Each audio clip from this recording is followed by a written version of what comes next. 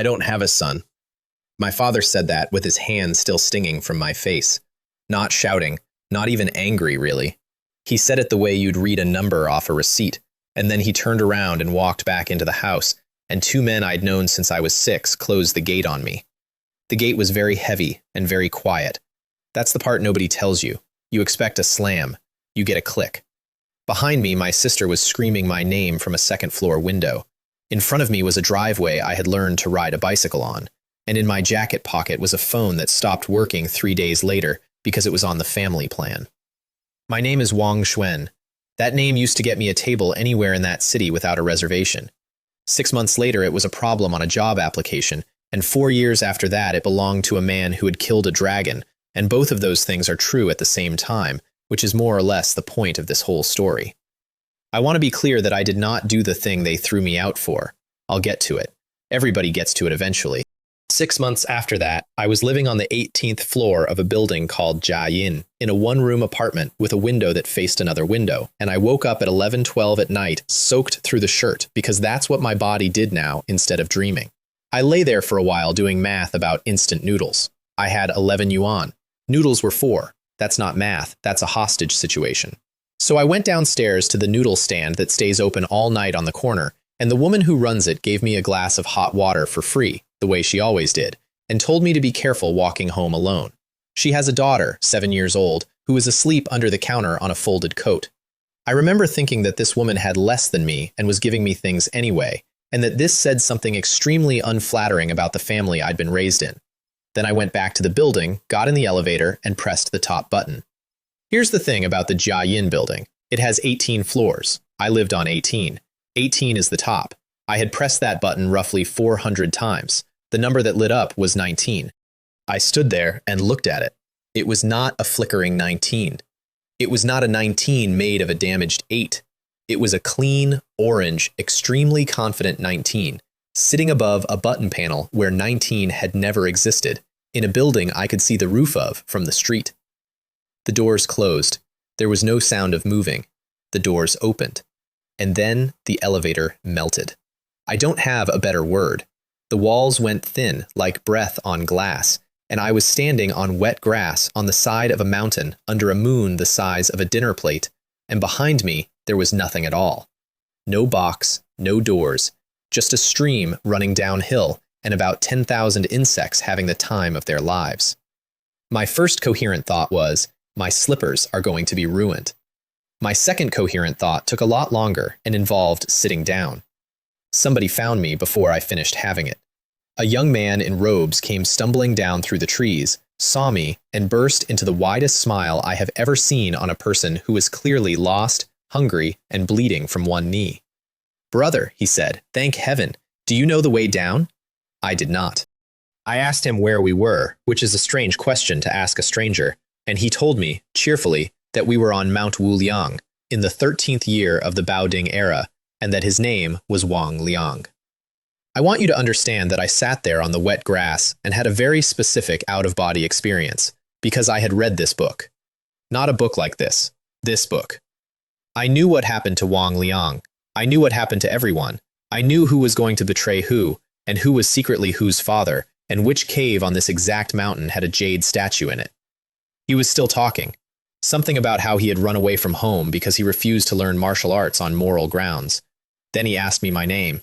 I said Wang Xuan, and watched him wait for a title to go with it, the way people did in that world, and I did not have one. So I invented one. I said, "I'm a fortune teller." That's the lie I picked. 2 seconds of preparation, no rehearsal. The first great artistic decision of my new life. In my defense, I was barefoot in a stream at the time. Wang Liang asked if I was a good one. I told him I was the first fortune teller under heaven. He believed me instantly, because Wang Liang believed absolutely everything, which is his whole personality and also the reason he survives the entire story. We didn't get to be lost together for long. 2 disciples of the Wu Liang sect came up the path arguing loudly enough to hear from 100 meters, so we ducked behind rocks and listened to them, and they very kindly discussed the jade wall of Wu Liang, the reflection you can only see at a certain hour, and the 2 techniques hidden behind it. Northern Darkness Divine Art, Lingbo Microstep, Free Information. I'd been in this world for 11 minutes, and it was already handing me things. Then they spotted us, and there was a chase, and Wang Liang, who could not fight, could not run, and could not shut up, went straight off the edge of a cliff by a waterfall. I did not go after him. I marked the spot in my head, waited out the night in a tree like a bird with anxiety, and climbed down at first light on vines. Which is how, 6 hours later, I came around a wet rock face into a cave and found him standing in front of a jade statue of a woman, bowing. He'd been bowing for a while. He informed me she was his fairy sister and he intended to bow 1,000 times. I said, sure, and what's the scroll under her feet? The scroll under her feet was the Northern Darkness Divine Art. There was a second one for Lingbo Microstep, which is a walking technique, which sounds like nothing until you see a man cross a courtyard without appearing to occupy the middle of it. Northern Darkness is the one that mattered. It absorbs other people's inner power and makes it yours. Just takes it. Rolls it into you like a snowball down a hill. There was exactly one problem, and it was me. The scroll was full of words like Meridian and Cinnabar Field and the Palace of the Middle Heart, and I had a degree in business administration. I looked at a diagram of a human torso with 40 lines on it and understood approximately one line, and that was the outline of the human. Wang Liang spent 2 hours explaining it. 2 hours. Sitting cross-legged in a cave with a jade statue watching us, he walked me through it like a tutor with a slow student, and I had to stop him twice to ask what a meridian actually was. I want to note that this was the most useful 2 hours of my life, and I paid for it with a fortune. I told him he'd be rich and famous and beloved by 3 women. He glowed. He was 17. It was extremely easy. We split up outside the cave. I told him to go north and be brave. He told me to visit him in Dali. Then I walked down a mountain in ruined slippers with 2 of the best techniques of that entire world memorized and absolutely nothing else, and by evening I had discovered the first genuine law of my new career. I had no money. Not much money. I had 11 yuan in a jacket pocket, in paper, from a country that would not exist for 800 years. I sat in a roadside tavern with a bowl of noodles in front of me that I could not pay for, seriously considering whether I could sell my phone to a man in a hat. That's when a stranger sat down across from me and offered to buy. He was thin and quick-eyed, and he introduced himself as Lin Tian, a servant of the Ouyang family, and he said he liked the look of me. Then he asked me to tell his fortune, because I had already told the tavern I was the first fortune teller under heaven, because apparently that was just my name now. I looked at him. I knew his story. Lin Tian spends his entire life serving a house that is chasing a dead dream, and at the end of it, that dream eats his master and everything around it. So I said, half a lifetime of work, and none of it will amount to anything. You know that noise a room makes when it stops being a room and becomes an audience? That noise. Lin Tian went pale. Another one of them came over, a big, loud man named Chen Gong, whose entire function in life is to say the opposite of whatever was just said, and he called me a fraud and asked me to prove it. I didn't. I stood up, told them the noodles were on Lin Tian, told him to remember what I said in about 10 years, and walked out with the last shred of my dignity and a full stomach. That was the first time I got out of a bill by being ominous. It was not the last time. It was not even the last time that month. The next town had a tavern with a raised platform in it, and I stood on that platform and became a storyteller. Here's the beautiful part. I couldn't fight. I couldn't do anything. But I had read about 600 novels from a world where novels are printed by the million, and not one person in that country had read a single one of them. So I picked one and started telling it out loud. Chapter by chapter, 1 a night, 50 coins a head at the door. Night 1, 11 people. Night 2, 30. Night 3, the tavern was full and the owner renegotiated my rate upward without being asked, which has never happened to me before or since. By night 5, there were people standing in the doorway. By night 7, a man who sold rice at the market was holding a place at the front table for his brother. 2 of the regulars had started arguing in the street about whether a character was going to betray another character. Both of them were wrong. I had to leave by the back door to avoid being asked. I learned something in that week that I have used in every world since. You do not need power to control a room. You need to be the only person who knows what happens next.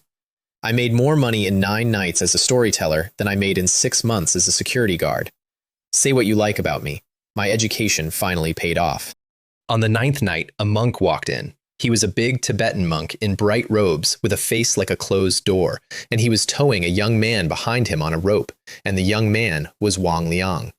The monk's name was Kalden.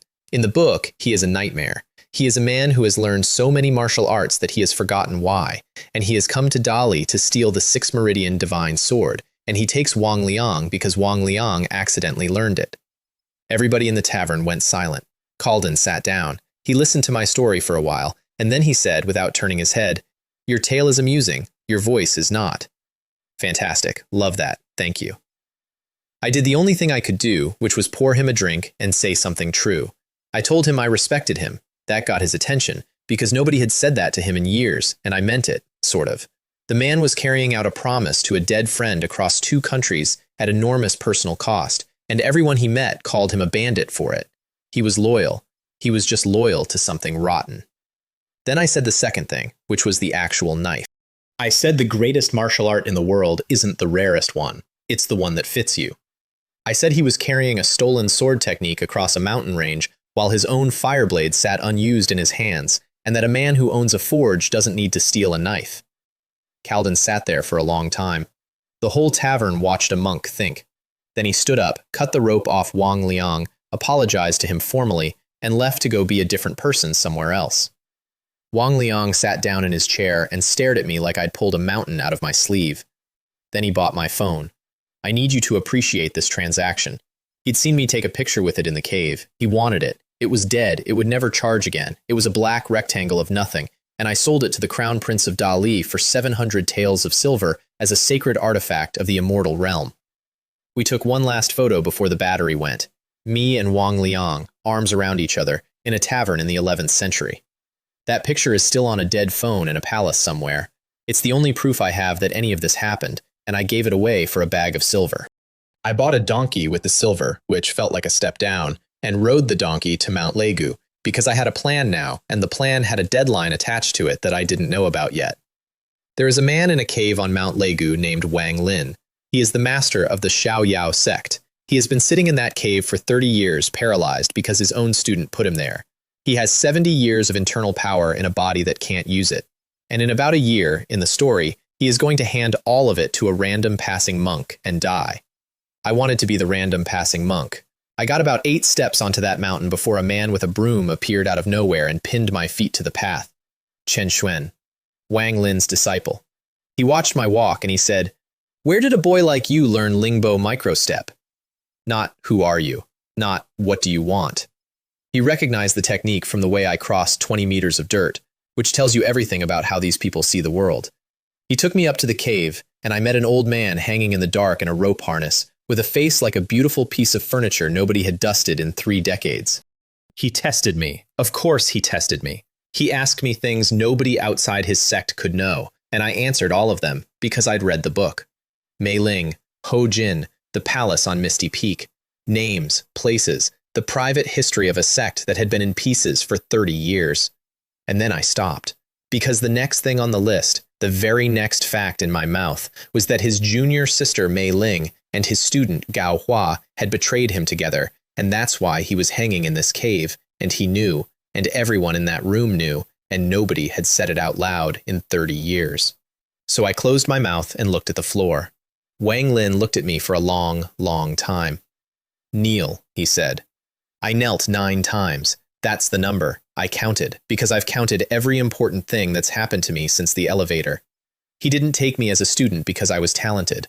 I want to be honest about that, because he told me himself the next morning, in the flattest possible terms, while I sat there with a face like a slapped dog. "Your foundation is mediocre. You started far too late. Your tendons have already hardened." Cool. Very cool. Love that for me. "There is one thing that can fix it," he said. "The muscle change scripture. It is in Shaolin." Then he told me the deadline, and the whole thing stopped being funny. Bring it back within 6 months. After that, I will not be here. Here is what I had at that moment. A donkey, 600 taels, 2 techniques I could barely use, and 6 months to steal the most heavily guarded book in a country full of monks who fight for a living. Here is what I did not have. Any ability whatsoever to fight a monk. So I cheated. The way I have cheated at literally everything since. There is a doctor in that world called Liu Min. People call him the enemy of the king of hell, because he has never lost a patient he agreed to take. He is also, and this is the part nobody remembers, a junior member of the Xiaoyao sect, who got thrown out decades ago and has wanted back in ever since. Chen Xuan wrote me a letter. I rode the donkey 400 kilometers with that letter in my shirt, and on the way, I learned what Northern Darkness actually does. There were bandits on that road. There are always bandits on that road. 6 of them came out of the tree line for the donkey, and I put my palm on the first one's chest to push him away, and he went down like someone had unplugged him. I felt it go in. That's the horrible part. I felt his strength come up my arm and settle behind my ribs like a swallowed coal, and I stood there in the middle of a road holding a stranger's whole life of training in my chest, and the other 5 ran. I chased them. I'm not proud of it. I was a man who had been beaten in his own front hall 6 months earlier and told he was nothing, and somebody had just handed me a way to become something by taking it off other people. I chased all 5 of them down, and I came off that road stronger than I'd gone onto it, and I did not think about it again for a very long time. And that's its own kind of answer about who I was becoming. Liu Min lives in a valley with a wall of medicine drawers behind him and a queue outside. He does not treat everyone. That is his whole reputation. He takes a case or he does not, and if he takes it, the patient lives, and he has never once been wrong about which is which. People call him the enemy of the king of hell. He thinks that is funny, in a way that suggests he came up with it. He read Chen Xuan's letter twice. Then he put it down and asked me, very carefully, whether the sect had a master again. I said it did. He asked who. I said me. There was a long pause in that valley.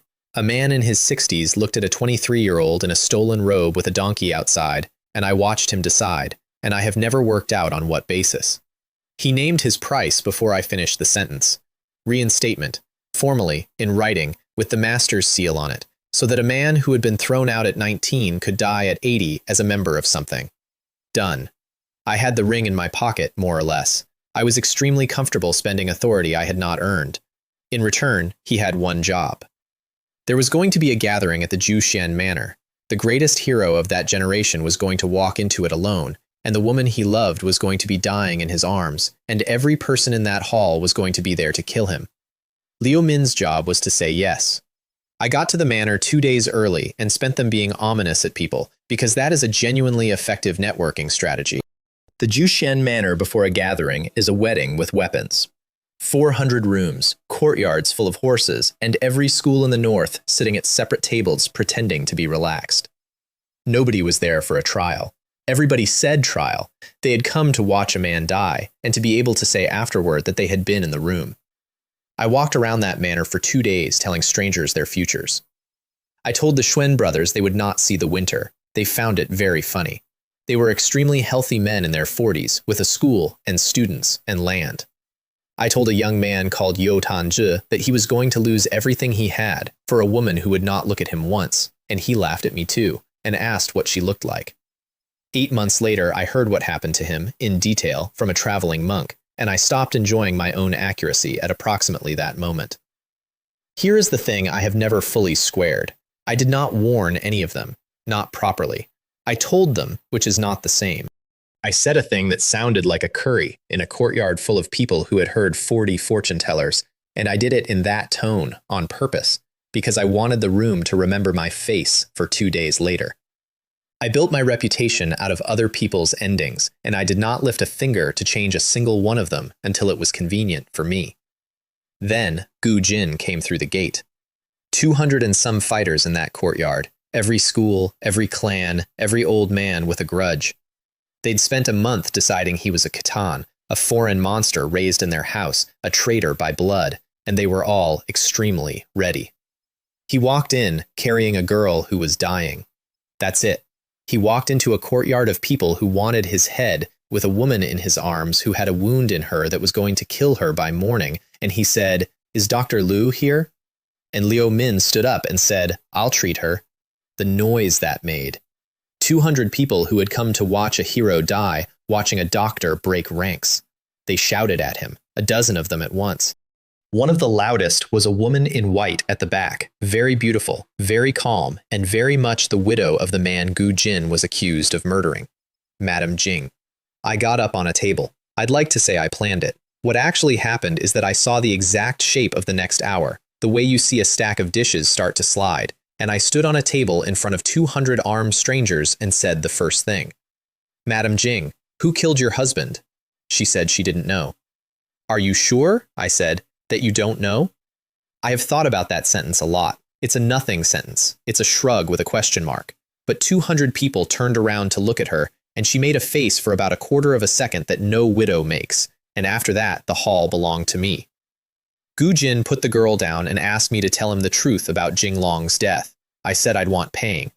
He looked at me the way you look at a man who has asked you for money at a funeral. Then he said, "The dragon capturing hand, written out by me, tonight, if what you say is true." Deal. So I took her apart in front of everyone. Shen Mei married an old man for security and then spent 9 years watching the whole martial world tell each other how magnificent Gu Jin was. At a gathering, years ago, she stood in a doorway in a hall full of men, and every one of them looked at her, except him. He walked past her to talk to somebody about horses. That's it. That's the crime. He didn't look at her. She spent the next years dismantling him. She found the letter her husband kept, the one from the old chief that proved Gu Jin's birth. She fed it to the right people. She used an elder of the Beggars Club named Sun Tao, and when I said his name out loud in that courtyard, in front of his own students, he did not deny it. He walked 3 steps to the wall and killed himself against it before anyone could reach him. Then I gave them the second name, Sun Liu, and after that, the courtyard did not need me anymore. I kept going anyway, because she was still standing there with her chin up, and I was 22 years old and had never in my life been allowed to win an argument. I told them about Wang Hong. I told them what she had done to a child. And then I told them a small story from when she was a girl, about a neighbor's dress, and a pair of scissors, and a flock of sheep, and it was such a stupid, tiny, ugly thing that it went through her like a nail. She started laughing halfway through. She was still laughing when they carried her out. It did not sound like laughing. Sun Liu was executed by his own club before the moon was up. Gu Jin sat down at a table by the wall with paper and ink and wrote out the dragon capturing hand from memory and handed it to me and said, "You're a cruel man." He wasn't wrong. I'd stood on a table and taken a woman apart with her own childhood. I said, "She was going to get you killed." He said, "I know. I still watched you enjoy it." Then the girl on the table woke up. Her name was Mei, and Mei was a servant and a thief and about 140 centimeters of pure operational competence. She sat up under a doctor's hands and pulled a wrapped bundle out of her own clothes, and she looked at me with the face of a person setting a trap. "Guess," she said. It was the muscle change scripture. She had stolen it out of Shaolin herself for her young master weeks before I ever got on the donkey. I want to note that I had spent 5 days riding across a country to arrange an elaborate 3-party trade for a book that had, this entire time, been inside the shirt of a teenage girl who was being carried around in a blanket. I made the deal in about 4 seconds. The scripture in exchange for her life saved and the full truth about Gu Jin. Then I asked for one more thing on top, and this is the only genuinely smart thing I did that year. "One favor," I said. "Someday. I'll ask you to protect somebody for me, and you'll do it." She thought about it. Then she stuck her hand out like a merchant. The truth she gave me was this. 30 years ago, a group of Jing fighters ambushed a Khitan family at Yanmen Pass because they'd been told the Khitans were coming to raid Shaolin. They were wrong. The man who led that ambush was the abbot of Shaolin, Wei Jing. The man who told him where to be was Ouyang Bo. The Khitan they attacked was Gu Jin's father. He watched his wife die on that road and threw himself off the cliff after her. And then he did not die. And then he spent 3 decades underneath the world killing the people responsible, one at a time. While I was saying all of this out loud in a quiet room, there was a man on the other side of the wall, listening. He stepped on a pebble. Gu Jin went through that wall so fast I did not see him leave the chair. 18 dragon subduing palms. I had read the words 100 times, and I had never understood that it is a sound. It sounded like a truck hitting a truck.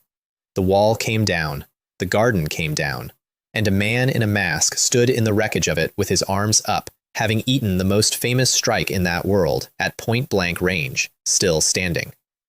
Then he took the mask off, and it was Gu Jin's face, 30 years older. I have been in a lot of rooms since then, rooms with dragons in them. That is still the worst room I have ever been in. Liu Hai told his son what he'd done. All of it. The old couple who raised him, dead. His first teacher at Shaolin, dead. Every one of them killed and arranged to look like his son had done it, because a man who has lost everything wants his son to have nothing left to go back to. Gu Jin had spent a season looking for the murderer so he could put his own name back together. He found his father. There is nothing to do with that. There is no move. You can't avenge it, and you can't forgive it, and you can't put it down. And he stood there in a garden he had just destroyed, with his hands open, and did absolutely nothing at all, which is the strongest thing I've ever seen a person do. I gave him the last piece, because I am not a kind man, and I am occasionally a useful one. Ouyang is alive, I said. He's hiding in Shaolin. He's been hiding in Shaolin the whole time. They left together that night, the father and the son, walking north. Mei stayed with me. She had a wound that needed 6 weeks and a young master she was in no hurry to get back to. And I had a book in my hands that a girl had stolen from me before I asked, and 4 months left on a dying man's clock. I made the ride back to Mount Legu in 19 days, and I did not sleep properly for any of them. Wang Lin read the scripture with his eyes only, because that was all he could move, and Chen Xuan turned the pages for him, and at the end of it the old man said the word, adequate, and I nearly fell over. The muscle change scripture did not fix me. Let's be clear about that. It is not a cheat code. It is a slow, boring, painful method of unhardening a body that has already set, and it takes years, and for the first 4 months it mostly felt like being wrung out by a large person with strong opinions. What it did do was buy Wang Lin time. 6 months became several years. He stopped dying on a schedule. Meanwhile, my name got out. I want to explain what happened because it still makes me laugh. I had done exactly one public thing. I stood on a table for 11 minutes. But the 11 minutes had 200 witnesses, half of them the sort of people who travel for a living and talk for a hobby, and the story they carried out of that courtyard was that a man had walked into the Juxian Manor and known every secret in the room. Inside of a season, people were saying my name in the same breath as Gu Jin of the north and Ouyang of the south. I could not fight either of them. I could barely fight a farmer. My entire resume was that I had once been to a library. The battle at Shaolin happened without me. I heard it 3 ways from 3 different traveling storytellers. The versions agree on the main thing. Liu Hai and Ouyang finally got to kill each other in the middle of the Shaolin scripture hall. And an old man who had been sweeping that hall for 40 years put both of them on the floor with 2 taps. Then he explained to them, patiently, like a teacher, exactly which pages of stolen technique had rotted their hearts out. Then he took them both as students, both of them. The 2 men whose feud had eaten 30 years and 100 lives, sitting down next to each other to learn to sweep. Gu Jin married Mei and took her north of the wall to raise horses. He got out. I want to say that plainly, because in the version of that story I read in my own world, he does not get out. He dies on a mountain pass with an arrow he made himself. In this one, he went and raised horses, and I did that, or at least I helped, and it is the single best thing my mouth has ever done. Ouyang Lu came looking for me. He found me on a rooftop in a border town at 2 in the morning, drinking with Gu Jin, who had come south for a week to buy a saddle and had somehow ended up here instead. That's Gu Jin, exactly. Man cannot go to a market. Ouyang Liu came up the tiles in that beautiful robe with his hand on his sword and looked at us, and Gu Jin poured a 3rd cup and put it down on the roof tile between them. Their fathers had spent 30 years destroying each other. The 2 sons sat on a roof and drank about it. Then Wang Liang turned up in the street below with a girl who was pointing a crossbow at a man's face. Lin Yan had decided the fastest way to make Wang Liang useful was to start fights he'd have to finish, and she had picked Chen Gong and Lin Tian, which is like poking a beehive to teach your friend about honey. It went about as well as that. Chen Gong said something contradictory, Lin Tian drew, Wang Liang panicked, and then Wang Liang's finger went off. The 6 Meridian Divine Sword, out of a boy who had never intentionally hit anything. A hole appeared in a stone wall 4 streets long. The whole street went quiet. Wang Liang apologized to the wall. Gu Jin went down off the roof and separated everybody by putting one hand on each of 2 men's shoulders, and that ended that. Then Lin Tian saw my face. I had last seen him in a tavern a long way south over noodles I could not pay for, when I told him that half a lifetime of work would come to nothing. He had been waiting a while for that conversation. He came over slowly, and he did not ask me to take it back, and he did not ask me to explain it. He asked one question, which was whether there was anything he could do about it. I said no. He nodded, the way a man nods when he has already known something for 2 years and only wanted it confirmed by a stranger who could not benefit from the answer, and went and stood by the horses. Chen Gang, who had spent our entire acquaintance calling me a fraud in public, walked up in front of everybody and apologized. Properly. Out loud. Bowed and everything, and then immediately added that he was only apologizing because he had been wrong about the specific thing and not about my general character. That is the most Chen Gang sentence ever constructed, and I have treasured it for years. We went up Mount Legu together, the whole ridiculous parade of us, and Wang Lin called me into the cave alone and put a ring in my hand. 5 stones in it. Very ugly, honestly. It's the seal of the Xiaoyao sect master, which means that as of that afternoon, I was the head of a sect that consisted of me, a man with a broom, and a legend. There are 2 things left, he said. The first was Gao Hua. Obvious. That's the student who put him in the harness. The second one I didn't expect. Bring my sisters, he said. Both of them. I want to say goodbye. His junior sister Mei Ling, who betrayed him, and his senior sister, Kunlun Ling Po, who had not spoken to either of them in decades. He wanted them to come and say goodbye. I said yes. Write that down, because I said yes out loud in a cave, and everything I did for the next year and a half was paying for that sentence.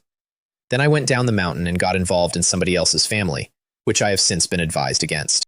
Wang Liang wanted to go to Small Mirror Lake because his father was going there, and his father was going there because a woman he had ruined 30 years ago had asked him to, and Wang Liang did not know that either of those things was true.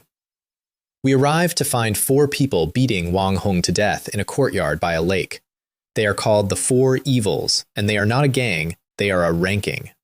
Wang Yang, first, a broken man in a chair who speaks through his stomach because his throat does not work. Mei Trilian, second, who steals other people's children and cannot say why. Fang San, third, a large, enthusiastic idiot. And Gao Gao, fourth, who was quick.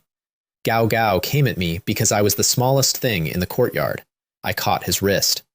I want to describe what northern darkness feels like when it is working properly on a man who has spent 40 years cultivating, because I had only ever used it on bandits and it had been like drinking from a cup. This was a fire hose. He understood what was happening at about the 2-second mark and he could not stop it. Nobody can stop it. That is the entire point of the technique, and the reason a sect spent 300 years hiding it behind a jade wall. He got smaller, and I got larger, and it took about 11 seconds, and by the end of it, I was standing in a courtyard holding a man who had nothing left in him at all. I put half again as much power in my chest that afternoon as I had walked in with. I killed him after. I am not going to dress that up. Then I stood in front of the remaining 3 and did the thing I actually do. I told them a story. I said, 30 years ago, there was a woman married to a prince who could not stop collecting other women, and that woman, out of pure spite, walked out of her house one morning and told herself she would give herself to the first man she saw on the road, however ugly, however low, purely so that her husband would have to live with it. The first man she saw was lying in a ditch outside a temple with a broken face and no legs, half dead, and she kept her promise to herself, and she went home, and she never spoke about it again. Then I turned around and looked at the man in the chair. Wang Yang had been that man in the ditch. He had spent 30 years hating the House of Dali with everything he had, for the throne, for the face, for the legs. And Wang Liang, who was standing 11 meters away with his mouth open, was his son. Wang Hong coughed once and went down on the flagstones and did not get up for a long time. Not from the beating, from the sentence. Here is what interests me about that afternoon, and it took me years to work out. I did not fight 3 of the 4 most dangerous criminals in that country. I disassembled them with information, one at a time, in about 9 minutes. And every single one of them walked out of that courtyard a different person. Wang Yang lost his hatred on the spot, because his entire grievance was that a house had taken his throne, and it turned out that his own son was going to sit on it. There is nowhere to put revenge after that. He went into a monastery within the year.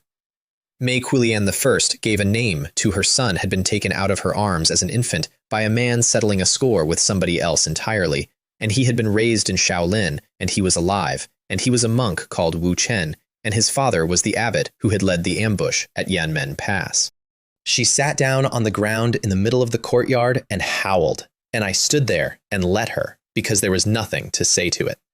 Fang San looked at the three of them, and at his colleague on the ground, and at me, and he did the only sensible thing anyone did that day. He ran. He got about 40 meters and turned around and shouted that he was giving up crime, and as far as I know, he meant it. And there was a woman there called He Xia who had 2 daughters she had given away years ago, and I told her where both of them were. One was married to the greatest hero of that generation and raising horses north of the wall. The other one had been picked up as a child by Gao Hua. She only heard the first one. People do that. Wang Liang did not speak to me for 11 days, and then he did, and it was worse than the silence, because what he said was thank you. Ouyang Liu found me in a tea house a month after that and sat down across the table and asked me to tell him his. I should have lied. I have had 8 years to think about it, and the answer is that I should have lied. Instead, I told him the entire book. All of it, in order, over about 4 hours, with a pot of tea between us going cold. Every character, every turn, every ending. I told him what happened to the Ouyang family's ambition, and what it does to the people carrying it. And I told him about a hill, and a group of village children, and a man in a beautiful robe handing out sweets and calling himself an emperor while they laughed at him. He listened to the whole thing without interrupting once. Then he thanked me, very correctly, and paid for the tea, and went upstairs to his room and locked the door and did not come out for 7 days. I thought that was the end of it. I thought I had done him a kindness, which is what people always think when they hand somebody a piece of information that they are not equipped to survive. Getting Tong Lao was the easy half, if you want to call it that. She is the master of Misty Peak. She is also, at that point in the story, about the size of a 9-year-old. A cultivation method has been eating her backward for 80 years, and she has been kidnapped, tied up, and stuffed into a sack at the gathering of 10,000 immortals, so that 36 caves and 72 islands of her own servants can watch her die at the hands of a man from the Star Sect. I did not have the strength to walk into that, not close, so I wrote a letter and tied it to an eagle. Ermei had a bird. Ermei has everything. 2 weeks after I sent it, on the morning the gathering opened, Gu Jin came over the wall of that compound with his coat still wet from the river. That was my one favor. I spent it on a sack. The gathering of 10,000 immortals is held in a walled compound with a stone platform in the middle of it. And it is not a meeting, it is an inheritance ceremony with an audience. 36 caves and 72 islands. Every one of them sends people. And every single one of those people has spent their entire life under a woman on a mountain who owns them by way of a poison she renews once a year, and every single one of them hates her the way you hate weather. Gao Hua had put the word out that he would be taking over. He is very good at that. He does not fight for a position, he announces a position and lets everybody talk themselves into it, and by the time we arrived, there were 400 people in that compound who had already decided which way this was going. They had her on the platform in a sack. That is what the sack was for. Not transport, display. A woman who had run their lives for 80 years on a stone table in a bag so that everybody could see the shape of her move. I walked in through the front gate as a guest because I am the master of the Xiaoyao sect and because absolutely nobody in that courtyard had any idea what that meant, and I stood at the back with a cup in my hand for about 40 minutes. There was a man from the Star Sect on the platform doing a speech. There were 400 people not looking at each other. And then Gu Jin came over the east wall. He did not announce himself. He came over 4 meters of stone with his coat still wet from the river, walked up the middle of that courtyard through people who got out of the way without deciding to, put one hand on the edge of the stone table and took the sack off it and turned round. The whole compound went for him at once.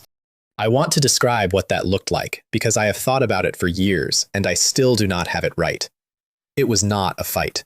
400 people came at a man in the middle of an open courtyard, and the front rank of them stopped happening, and the rank behind that turned into the rank in front of it, and the noise arrived a moment after the movement did, and then there was a corridor through that crowd with him walking down it. 18 dragons subduing palms, at full extension, in an enclosed space, into a mob. I got the gate. That was my entire contribution to the greatest single feat of arms I have ever personally witnessed. I stood at the gate and made sure it stayed open, and I put down 11 people who tried to close it, and I have never in my life been so grateful to be the least important man in a courtyard. Gao Hua did not come out. He watched from a balcony with his hands in his sleeves and let 400 other people find out, and when it was clearly over, he was simply not there anymore. I noted that. I noted it very carefully, because a man who will spend 400 people to gather information about you is a man who has already decided to meet you later. We came out of that compound at a walk with a sack over Gu Jin's shoulder, and I cut the cord, and a very small, furious old woman came out of it and demanded to know who had authorized any of this. Ouyang Liu was waiting at the tree line. He had come the whole way with us.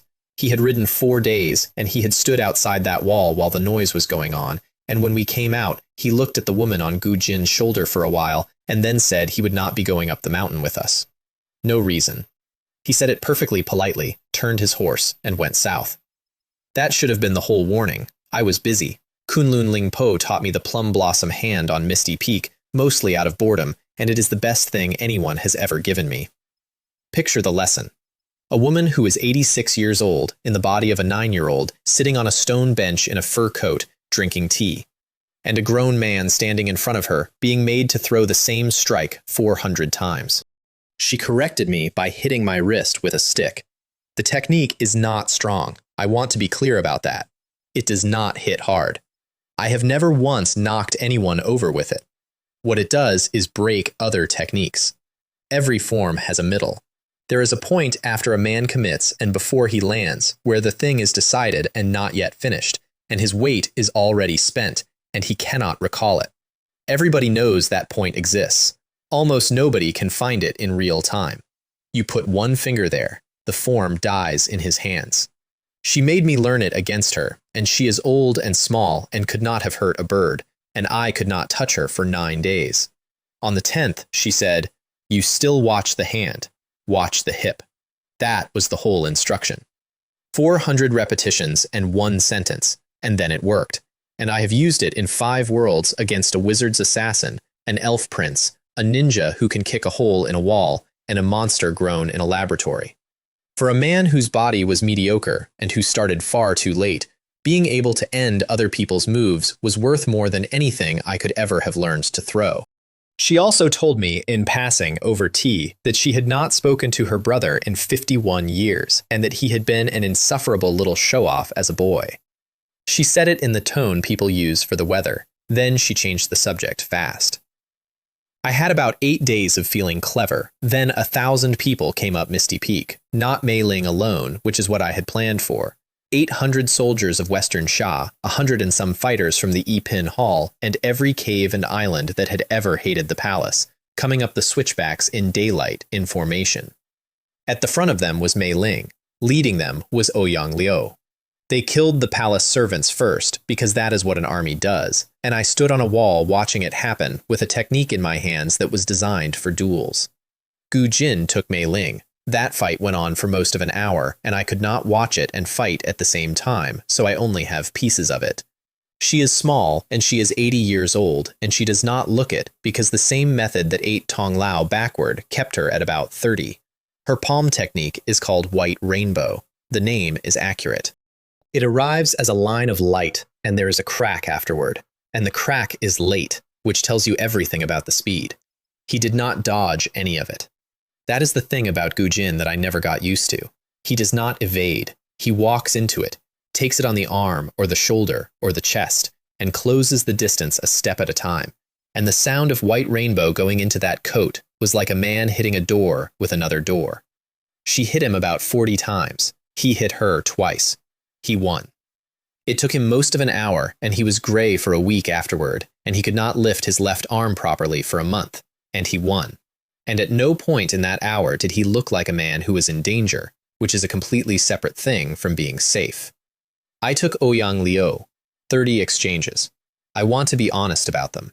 He was better than me in every single measurable way, and the plum blossom hand is the only reason I lasted past 10. He'd start a form, I'd kill it. He'd start another one, I'd kill that one. And every time I killed one, I was a half beat later than the last time. On the 31st, he put a finger through a stone the width of my chest, about a hand's width from my ear. Then he stopped, which is the only reason I'm telling you this, and he asked me a question. "You changed Wu Chen's fate," he said. "You changed Yu Tanji's. You put Gu Jin on a horse farm. Why is mine the only one that has to end the way you read it?" I did not have an answer. I still don't, really. I had spent a year and a half rearranging other people's endings like furniture, and I had never once considered that the man whose ending was worst might have been paying attention. What saved the mountain was not me. It was Shaolin and the Beggars Club and about 600 assorted righteous idiots from all over the country coming up the back of the peak because Gu Jin had sent word before he came, because Gu Jin thinks about the next day, which is a skill I did not have at 23. The Western Sha soldiers broke, Mei Ling was taken alive, and that's when the trial started, and I found out that being the master of a sect gets you a title, a ring, and absolutely no power to stop 600 angry strangers from executing a woman on a mountaintop. I tried. It was not enough. I was the head of the Xiaoyao sect, and I could not save the last living member of it besides me, and she looked at me while I was arguing, and she was almost amused, and then she put her own palm against the top of her own head. She did not manage it. Because a man walked out of the trees, Wang Lin came up that mountain on his own 2 legs. 30 years in a harness in a cave, and he walked up 1,100 meters of switchback in a black robe with his hair loose and his face young. He'd burned every year he had left to do it, all of them. He spent his entire remaining life on one afternoon of standing up. He caught her wrist before it landed. Then he apologized. To her, out loud, in front of 600 people, for what he had been in the years before she betrayed him. And then to his senior sister, who had not spoken to him since before either of them had gray in their hair, and who stood there with her arms folded and her chin shaking. Then he turned around, and he bowed 9 times to the sky, and he died on his knees without falling over. They stood him up on that mountain like a post driven into it. Nobody moved for a long time. Mei Ling picked him up, and she carried him to the north face, and she stepped off with him. Kunlun Lingpo lived a few more months. She didn't die of anything. She just stopped. And that left one member of the Xiaoyao sect. I spent 6 months in mourning in a black robe, which sounds noble and was mostly sitting in a room getting stronger out of spite. Then I went to the Star Sea and I killed Gao Hua. It took over 100 exchanges. He was better than me too. Everybody in that world was better than me. But he was old and vain, and he loved being watched, and he had 200 students standing in a ring around us who he wanted to be impressed. He threw a form at me for the 3rd time to make it look good. The plum blossom hand does not need a 3rd time. It barely needs a 2nd. I put 2 fingers into the meridian over his heart, and he sat down in front of his own students and did not get up. That was the promise. Closed. All 3 of them. Closed. Bring the scripture, bring the sisters, take the student. I had walked into that world barefoot and unable to name a meridian, and I walked out of the Star Sea having paid an old man everything I owed him. I was on the road back when Calden found me. He'd come the whole way from Tibet. Somebody had told him I was going after the Star Sect alone, and he had put down whatever he was doing and come to help this enormous monk on a bad horse, and he pulled up in front of me on the road and started to say something. He got about 4 words in, and an iron box came out of the empty air and shut around me. I have thought about the timing of that a lot. I did not get to say anything. Not a word to him, not a message for Wang Liang, nothing for Mei or Chen Xuan, or the 600 people who thought I was somebody. 1 year to the day from the moment I stepped out of it. The elevator did not care what sentence I was in the middle of. I found out years later what Calden told people. He told them I ascended. He watched a man vanish into thin air on a country road, and he went home and told the entire Tibetan clergy that I had transcended mortality. And I would like it on the record that this is the single most successful lie of my life, and I did not even tell it. The doors opened on the 18th floor of the Jiayin building at 5 past midnight. Same hallway. Same dead bulb at the far end that the property company had been not fixing since spring. Same smell of somebody's fish. I had been gone 1 year. I checked the date on the notice board by the stairs 3 times, and then I went and found a newspaper because I did not believe the notice board. 31st of July when I got in. 2nd of August when I got out. 1 day. I had spent a year on a mountain, and it had cost me 1 day. I did the arithmetic standing in a stairwell in my ruined robe with a sword wrapped in cloth under my arm, and the arithmetic was so good it made me suspicious. And the reason it made me suspicious is that I had already noticed the part that wasn't in the deal. I had aged a year. Every day of it. My body had done the whole trip. The world had skipped it. I hadn't. Anyway, that's when my neighbor opened her door and screamed that I was a ghost. Yang Jia, 18th floor, apartment across the hall, programmer, worked at 3 in the morning, kept a rack of servers in her living room that made the whole floor warm in February. She had watched a man walk into an elevator in a hoodie and step out of a stairwell in a black robe with a sword, and her response to this was a knee delivered upward with commitment. I told her I'd been filming. She looked at the sword. She looked at me. She said, "What's it called?" I said it was called Fists of the Stormwind Chronicle, and she said she'd look for it, and to this day I don't know whether she believed me or just decided the alternative was more work. I counted my money on the floor of my apartment, 2,800 yuan, in a wallet that had spent a year in another century. Everything I'd earned in that world was silver, and silver from a place that never existed is a lump of metal with a face nobody can identify on it. And the one thing I had learned about coming home is that nothing comes home with you clean. I want to close this off now because everybody asks. Yes, I thought about hauling treasure back. Everybody thinks about hauling treasure back. It works exactly once, badly, and then it doesn't work at all. And I found that out over the next 4 trips, one humiliation at a time. The silver, I got about 7,000 yuan for, from a man who assumed I'd robbed a museum. The gold from the next world, I could not sell at all, because it was stamped with a king who does not exist, and it was the wrong purity for anything, and I eventually left a chest of it under my bed like an idiot with a hobby. The hard drive I brought into the third world with 1,000 films on it did not play. Not no power. It would not read. Some worlds do not accept your data. That was the day I understood the rules were not friendly. They were just consistent. And the elevator does not ask. It arrives on the last day, wherever you are, mid-word, mid-fight, mid-sentence to a monk on a road, and it takes you. So no, I could not simply move somewhere nice and stay. I could not simply strip mine a world for gold and retire. What I could do was come back with things that lived inside my own body and pay for them with years off the front of my life. That was the deal. Nobody offered it to me. I just kept taking it. The first thing I did with my new 1 day of real time was get a job back. I'd been a security guard at the Junlan Hotel before all this, and the manager, a woman everyone called Sister Shu, had covered my absence with a story about a family emergency that she made up entirely on her own and never mentioned again. There are about 4 genuinely decent people in this story, and she is one of them, and she got maybe 9 sentences of my attention that whole year. 2 nights in, a group of guests started screaming in the lobby about a stain on a jacket. It was a setup. It was such an obvious setup that I was almost insulted. 4 men, 1 loud one, a jacket that had been dirty before it entered the building, and a demand for compensation at a volume designed to reach the manager's office. I put my hand on the loud one's shoulder to walk him toward the door. I'd like to tell you I misjudged it. I did not misjudge it. I knew what a year of northern darkness had put in my arms, and I did it anyway, because he had been calling Sister Shu names for 6 minutes. He went down on the marble and foamed a little and did not get up on his own. That is the moment things started actually going wrong, and they went wrong upward, which is the worst direction.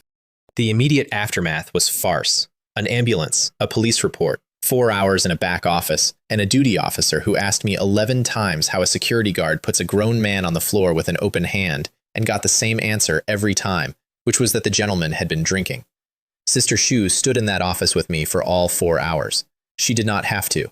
She had a shift to run and a floor manager breathing on her neck, and she stood against a filing cabinet with her arms folded and said, whenever anybody asked her anything, that her staff had acted correctly. She got a written warning out of it. I got nothing, because I was on a temporary contract that nobody had bothered to formalize. Then the hotel's own cameras came back, and the hotel's own cameras showed the jacket arriving dirty.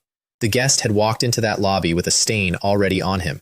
14 minutes later, he was screaming about it at a volume calculated to be audible from the mezzanine, which is where the executive offices are, which is where he had been told to make sure it was audible from. 10,000 yuan. Paid by our own floor manager, a man named Qin Dalong, who wanted Sister Shu's job and had worked out that the cheapest way to get it was 1 bad night in a lobby with a duty manager's name on the incident report. He was gone by the end of the week, not arrested. Men like that are never arrested. He was allowed to resign for personal reasons and given a reference, because a hotel with a foreign clientele does not want a court case about staged assaults. I thought that was the end of it. it was the beginning of it, because the 4 men he hired were not 4 men he found. You do not find 4 men. You ring somebody, and the somebody who takes that call had a name that everyone at the staff entrance said in a particular voice, and that man reported to another man, and that man had an office with a fountain in the lobby of the building. I had put one of their people in an ambulance in front of a security camera in a 5-star hotel. And a week later, a young man came at me in an alley 2 streets from the hotel with a knife and a great deal of confidence. His name was Qin Jie. He was maybe 20. I stopped the knife with one finger against the flat of the blade. I had not tried that before, and I would not recommend it as a general policy. Then I put him on the ground by touching 4 points on his arms and legs so that nothing below his neck would answer him for about 6 minutes. Then, because I was showing off, I picked up a brick and closed my hand and let the dust run out between my fingers. Dragon Capturing Hand. Written out by Gu Jin at a table by a wall. Used, in its first real-world application, to impress a 19-year-old thug in an alley behind a noodle place. He knelt outside my door for a month. I am not exaggerating for effect. Every morning before 6, there was a boy on the concrete outside apartment 1802 with food in stacked metal containers. Every evening he was still there. I did not open the door for 11 days. I want to describe what that does to a building. By day 4, the woman in 1805 had started stepping over him on her way to work without comment. By day 6, somebody on 15 had put a cushion out. By day 9, there was a small, ongoing argument on the residence chat about whether the young man was a debt collector or a delivery driver having a breakdown. On the 12th day, I opened the door because the property manager rang me. He wanted to be my student. I said no. I said no about 40 times over the following weeks, in increasingly creative ways. I told him I did not teach. I told him the technique would kill him. I told him once that I was a fugitive, which he clearly did not believe, but enjoyed. He kept turning up, and eventually he did the only thing that has ever worked on me, which is that he became useful. He fixed my water heater. He got my deposit back off a previous landlord in a single phone call using a voice I did not know he had. He knew every noodle place in 3 districts and which ones were open at 4 in the morning. And he introduced me to Yang Jia properly, over hot pot, as an apology for the knife in the alley, which he described to her in complete detail, including the part where he could not move his own legs for 6 minutes. She laughed so hard she had to put her chopsticks down, and on the 31st of August, standing in the elevator with a bag of groceries at 11 at night, I pressed the top button and the 19 lit up again. Once a month. The last day of the month. That was the schedule, and I had 1 minute to decide whether to put down the groceries. I put down the groceries. The Shire smells like bread and cut grass, and it is, I want to be clear, the single nicest place I have ever been in my life, and I got there wearing a hoodie and carrying a sword. I came out of the box on a hill road between 2 hedges, and the first thing that happened to me was that a small person invited me to lunch. Milo Willowbrook was young then. Not a boy, but young for one of them. He was extremely house-proud. He had a table that folded out and a cellar that did not fold out because it was already the size of a cellar. I got 4 hours in that kitchen, and they are, without any competition, the 4 best hours of my life. I am aware of how that sounds. I have stood on a dragon's head. I have taken an arm off Haruzen Sarutobi. I have owned an artificial intelligence and a building and 40% of a global phone. 4 hours in a hobbit's kitchen. Seed cake, cold chicken, 2 kinds of cheese, and a man who genuinely wanted to hear about somewhere else. I told him stories, not the novels this time. I told him about my own world, which I had never told anybody, because he was the only person I have ever met who would take it as travel writing rather than a confession. I described a lift. I described an aeroplane. I described a hotel with 300 rooms and a man whose entire job is to stand at the door of it. He asked follow-up questions for 4 hours. Good ones. He wanted to know what people ate on the aeroplane. I sang badly at his request. He was polite about it in a way that was worse than laughing. And at the end of it, he fed me until I could not stand up and then apologized for the state of the pantry. I have never once, in 9 worlds, been treated as well as I was treated by a man in a hole in a hill who had absolutely no idea who I was and did not ask.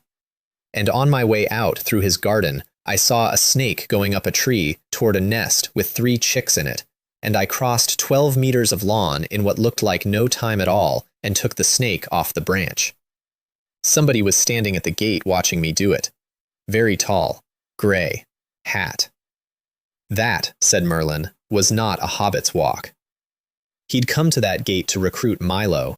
He walked away from it, having recruited me instead, and I want to be clear about my motives because they were not noble. I did not go for the adventure. I did not go for the dwarves, whom I had not met and who turned out to be exhausting. I went because I knew what was in the goblin tunnels under the Misty Mountains, and I wanted it. A ring that turns you invisible and stretches your life out thin. In a world where I had a family to walk back into and a body that was burning a year at a time. I said yes on the doorstep of a hobbit hole, and I have paid for that yes for 4 straight worlds. The dwarves did not want me. 13 of them in an inn at Bree, with a key and a map and a mountain to break into, and Borin Stonehand looked at me and said something to Dwalin in Dwarvish, and Dwalin declined to translate it. The gist was available. There was a rack of skewers over the fire in that inn, long iron ones, hanging on hooks, about a dozen. I asked Borin to take 4 of them and throw them at me. He took 6. Of course he took 6. I did not dodge. Dodging is for people with good footwork, and my footwork was excellent, but the plum blossom hand is better than good footwork. It reads the throw while the arm is still moving. I caught 4 out of the air, put 2 down on the table with the points toward him, and sat back down and finished my beer. After that, they called me Lord Wang, which I hated, and which they knew I hated within about a day. The trolls nearly ended the whole thing in week 2. 3 of them, in a clearing, with a pot. I hit the first one in the chest with everything I had, and I mean everything. A strike that had put an armed man through a wall in a hotel lobby. Nothing. Genuinely nothing. It was like punching a wet mattress that had opinions. Troll hide is thicker than an ox's. My palm was made for meridians and pressure and human anatomy, and this thing was 3.5 meters of nothing but shoulder. I hit it 11 more times in the same place while it tried to grab me, and on the 12th it sat down, and on the 14th it stopped, and by then I was so tired I could not lift my arms, and the dwarves had to finish all 3 with axes while I leaned on a tree. That was the first time in 2 worlds that I had to win by wearing something down instead of ending it. It would not be the last. It became the whole method eventually. We found a sword in the troll cave. Elvish, thin, disgustingly light, sharp enough that I cut myself testing the edge with a thumb like a farmer at a market. I carried that sword for 4 worlds. It has killed a zombie king and taken the head off the greatest assassin alive, and I got it out of a hole in the ground full of stolen cutlery. Rivendell was the closest thing to a holiday I have ever had, and it lasted 9 days. Círdan fed us. Alatar turned up on a sled pulled by rabbits, which I am told is not the strangest thing about him. Wargs came out of the passes twice, and the elves handled it the way you'd handle a plumbing problem. And on the 8th night, Luthien came to me in a courtyard, alone, and I have never been more frightened by a polite conversation. She did not ask me who I was. She looked at me the way you look at a page. "You're afraid of me," she said. "Why?" Because I knew what she was going to be offered on a hilltop in 60 years, and what it would do to her face when she refused it. Because I had a plan to take a ring out of a mountain, and she was the last person alive who should know that. I said something about the light being strange. She let me have it. Then she gave me a small stone bottle and told me it was for wounds and for poison, and that I would use it on somebody who was not myself. She was right. 2 worlds later, I traded it to a man who was going blind, for an eye. Borin left Rivendell early, at night, without Merlin, because Borin's defining characteristic is that he would rather be wrong in his own direction than right in somebody else's. So we went into the mountains in bad weather, with no wizard, and the floor of a cave opened under us, and we all went down a chute into the goblin tunnels. I let go on purpose. Everyone else was scrabbling at the walls. I let go, tucked, and dropped past all of them into the dark, because I had been waiting for this cave since a hobbit's front garden, and I was not going to be marched through it in a line with a spear in my back. I landed in a lower gallery in the dark, on a slope of small bones. Here is what I did next, and I want you to know that I have thought about it since. I killed 3 goblins, quietly, and I arranged them at the edge of the water where a thing could see them from below. And then I got up on a ledge and waited, and after 20 minutes, something came up out of the lake to eat them. I had read the book. I knew the rules. Riddles in the dark. A game of questions, honorable, ancient, binding. I did not play the game. I came off the ledge onto his back and took the ring off him, and he was so much weaker than I expected that it was over before it was a fight, and he was still saying a name when it stopped. Not his own name, the ring's. I have been in 9 worlds now, and I have done worse things than that. But that one's the one I see. I put it on. 2 things happened at once. I went invisible, which I expected, and the whole mountain lit up in my head like a switchboard, which I did not. Lingbo, microstep in the dark, against an enemy that cannot see you. It stopped being combat. There is a specific, horrible joy to it that I am not going to describe in detail. By the time I came up out of the lower tunnels, there were a great many goblins on the floor, including a very large one on a very large chair. My hands were shaking. I was smiling. I did not want to stop. I got the ring off my finger about 4 seconds before I would have gone looking for more of them. Standing there in the tunnel breathing hard, with the thing sitting cold in my palm, I understood the deal it was offering. It wanted to go east. It wanted to go home. It would make me a monster for free, and it would consider that a fair price for the ride. I put it in my pocket and told it no. I have never told it no twice in a row. Morgoth noticed me that week. I found this out much later and second-hand from an orc I asked very persuasive questions. In Dol Guldur, a pale orc called Grishnok and his son Shagrat were pulled off the hunt for Borin and given one order, direct, from the top. Bring me the invisible one, alive. Not the dwarf king, not the mountain, me. I had been in Middle-earth for 9 weeks, and I had made myself the second most interesting thing on the continent. Merlin caught up with us on the far side of the mountains, took one look at my face, asked no questions, and then announced he was leaving again to go investigate something in the south. He handed me the company. 13 dwarves and a mountain to break into. Try to bring them back, he said. Mirkwood is the worst place I have ever walked through, and I include the ruins of a city with a virus in it. The spiders were not the problem. The spiders were a bad afternoon.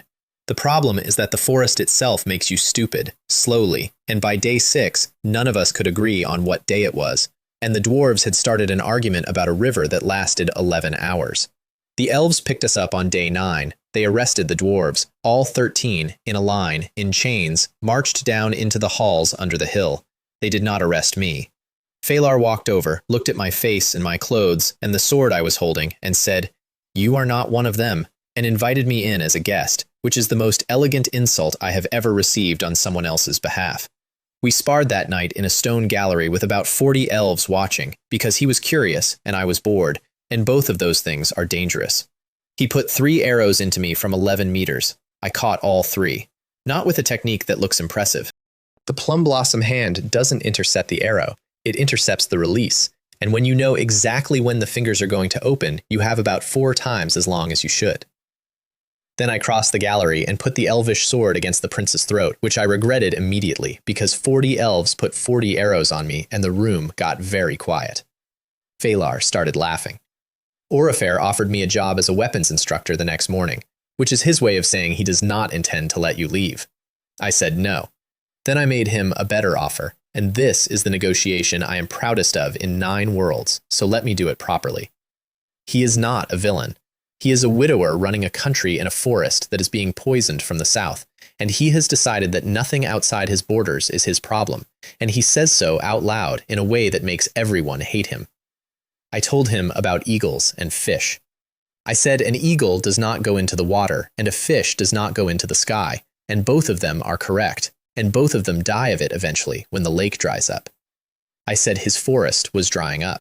I said the thing killing it was south of him and would not stop at his border because borders are a thing his people invented and the dark did not attend the meeting. He was quiet for a while, and then he said, without any particular grace, "What do you want?"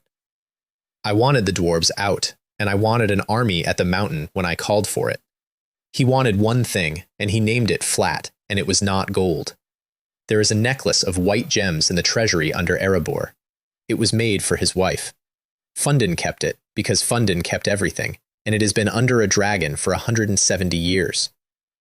"Bring it out," he said, "and you will have both." So we staged a jailbreak. I want to be clear that it was staged, because Borin still tells it as an escape, and I have stopped correcting him. There is a cellar under those halls where they empty the wine barrels into the river, and the barrels go down a chute into fast water and out through the forest to the lake, and it is a genuinely excellent escape route, which is why it is guarded. The guards that night were extremely bad at their jobs, suspiciously bad.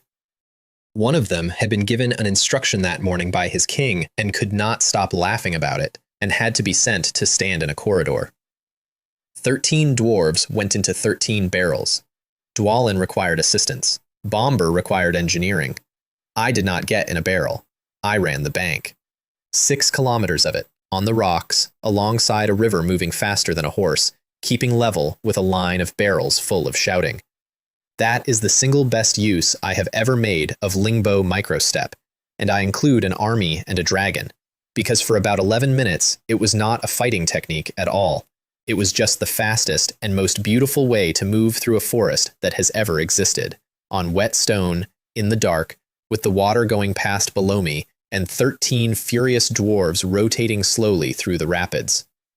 Foran came out of that river at the lakeshore, soaked through, and pulled himself up the bank, and looked at me standing on the stones completely dry. He has never once mentioned it. He knows I want him to. Behind us, Orifer did 2 things that night, and neither of them was in our agreement. He sent Lindir down the river after us to watch me, which I did not learn for a month, and which is the reason I stopped saying anything useful out loud in camp. And he sent Phalar back into the halls with an order to start moving troops toward the eastern border, quietly, in units, over several weeks.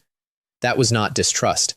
That was a king who had listened to a foreigner talk about eagles and fish, and had decided in private that the foreigner was right, and had no intention of saying so to his face. I went to Lake Town alone while the dwarves argued about a boat. Bran's house is on stilts over the water, and it has a washing line strung across the back of it. I stood on his dock for a full minute looking at that washing line. The pole holding up the middle of it was black iron, 1.5 meters long, forged in Dale, with a head on it like a spear point. The black arrow. The last one in the world, holding up a shirt. I bought it off him for a truly insulting amount of money, and he threw in the line. He asked to come. He knew what it was for. Half the town knew what it was for. They'd been telling the story to each other for a century, and this man had the aim, and the blood, and the reason. I said no. Not because I am cruel. I had run the numbers on the shape of that fight. Brand needed to be on a tower with a bow.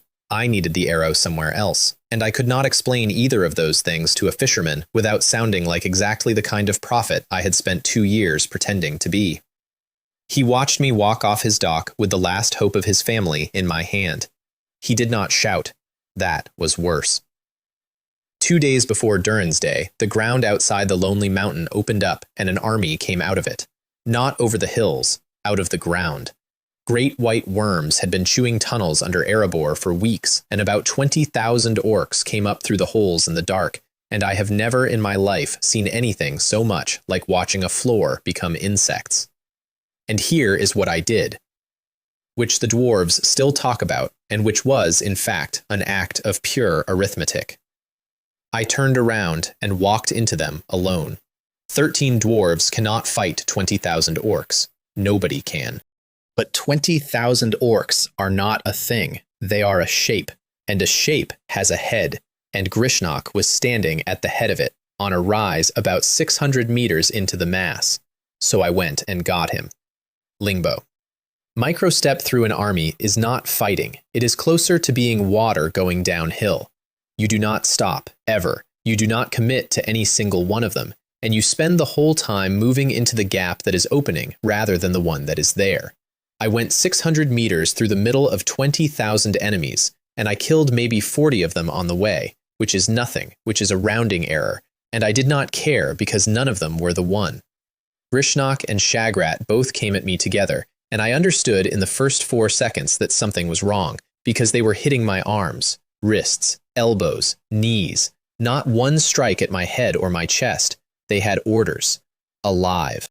That is a genuinely terrifying thing to learn in the middle of a fight, that the 2 strongest things in the field are handicapping themselves in a way that will still absolutely kill you, just slower, and you cannot use it because everything you have is built for a man who wants you dead. They broke my left forearm and I kept it. They put Shagrat's mace through where my hip had been a quarter second earlier. And I was losing. out loud, in front of an army. And then a very quiet thing happened. Grishnok's foot stopped moving. There was a black shaft through it, into the rock underneath. And up on the ridge, a very long way away, there was an elf with a bow. I had given Phalar the black arrow 4 days earlier, and told him where to stand, and told him not to shoot the dragon with it. He asked me what he was supposed to shoot instead. I said, something that has stopped. I took Grishnok's head off before his son could turn around. Then Shagrat tried to kill me properly, having given up on alive, and I was saved from finding out how that ended by a great deal of wind and a very large amount of screaming from above, because Merlin had come back with eagles. They picked us up out of the middle of an army like a man picking up dropped coins. All 13 dwarves and me, and a black arrow with an orc chieftain still attached to the end of it.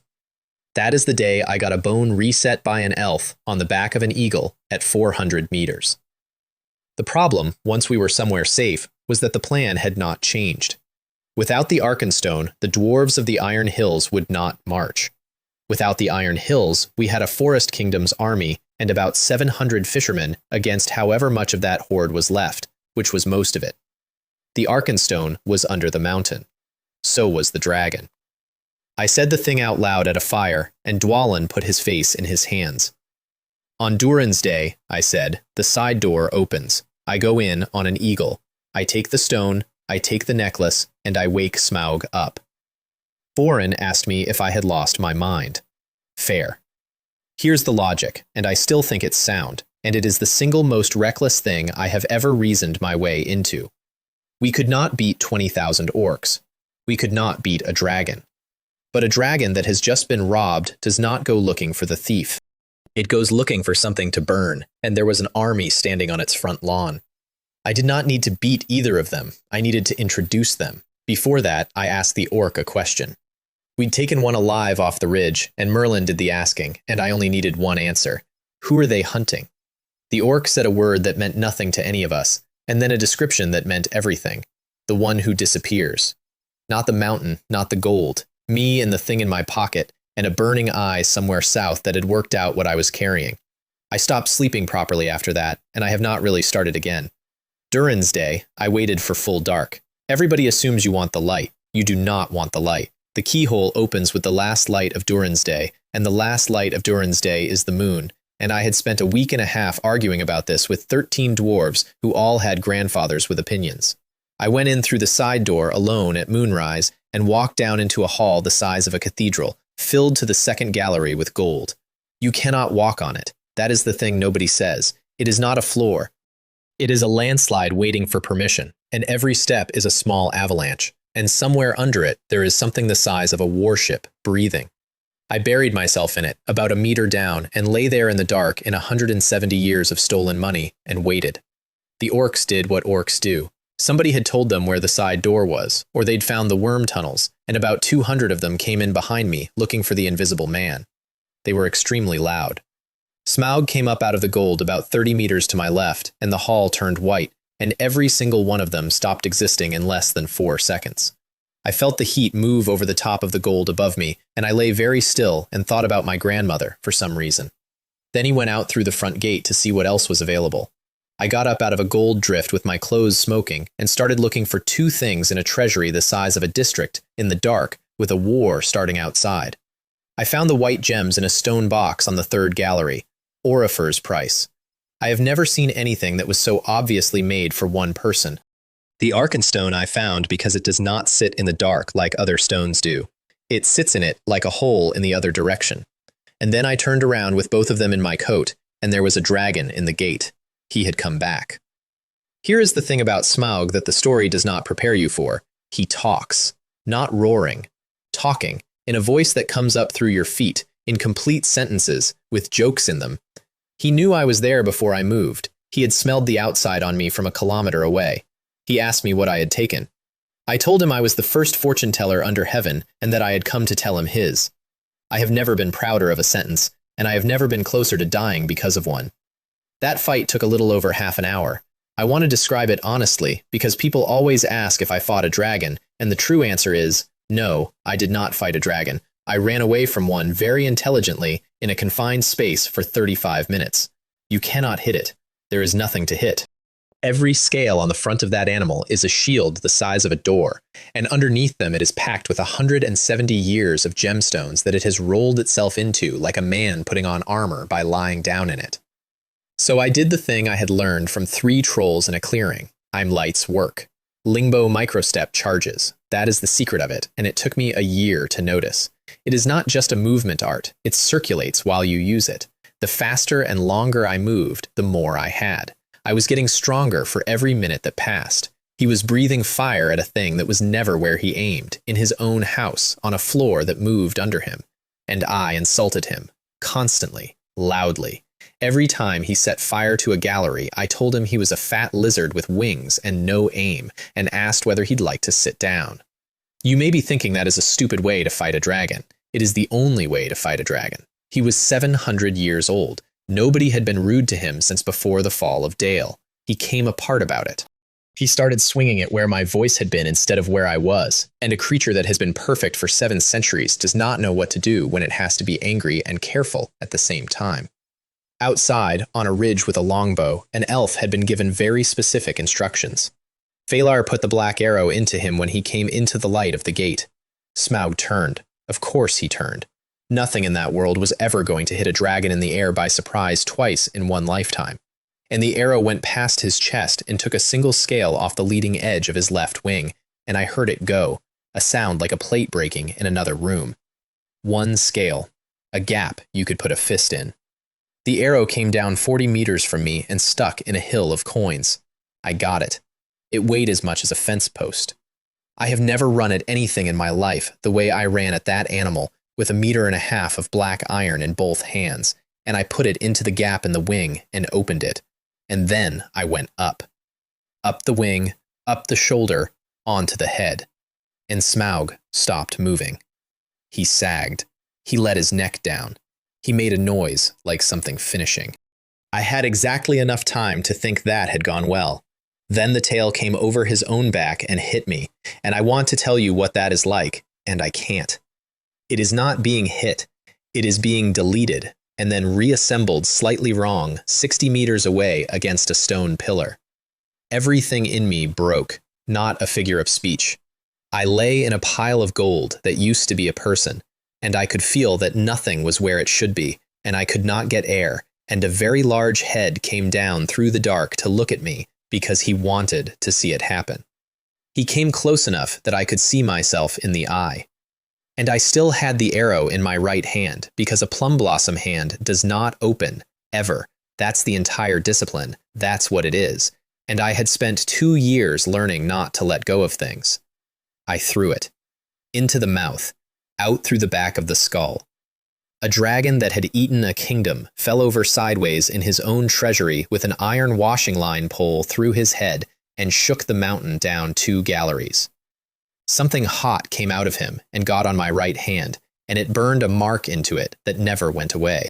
I have a scar in the shape of nothing in particular on the back of my hand, and it is the only souvenir from that entire world that made it home with me, because it is under the skin.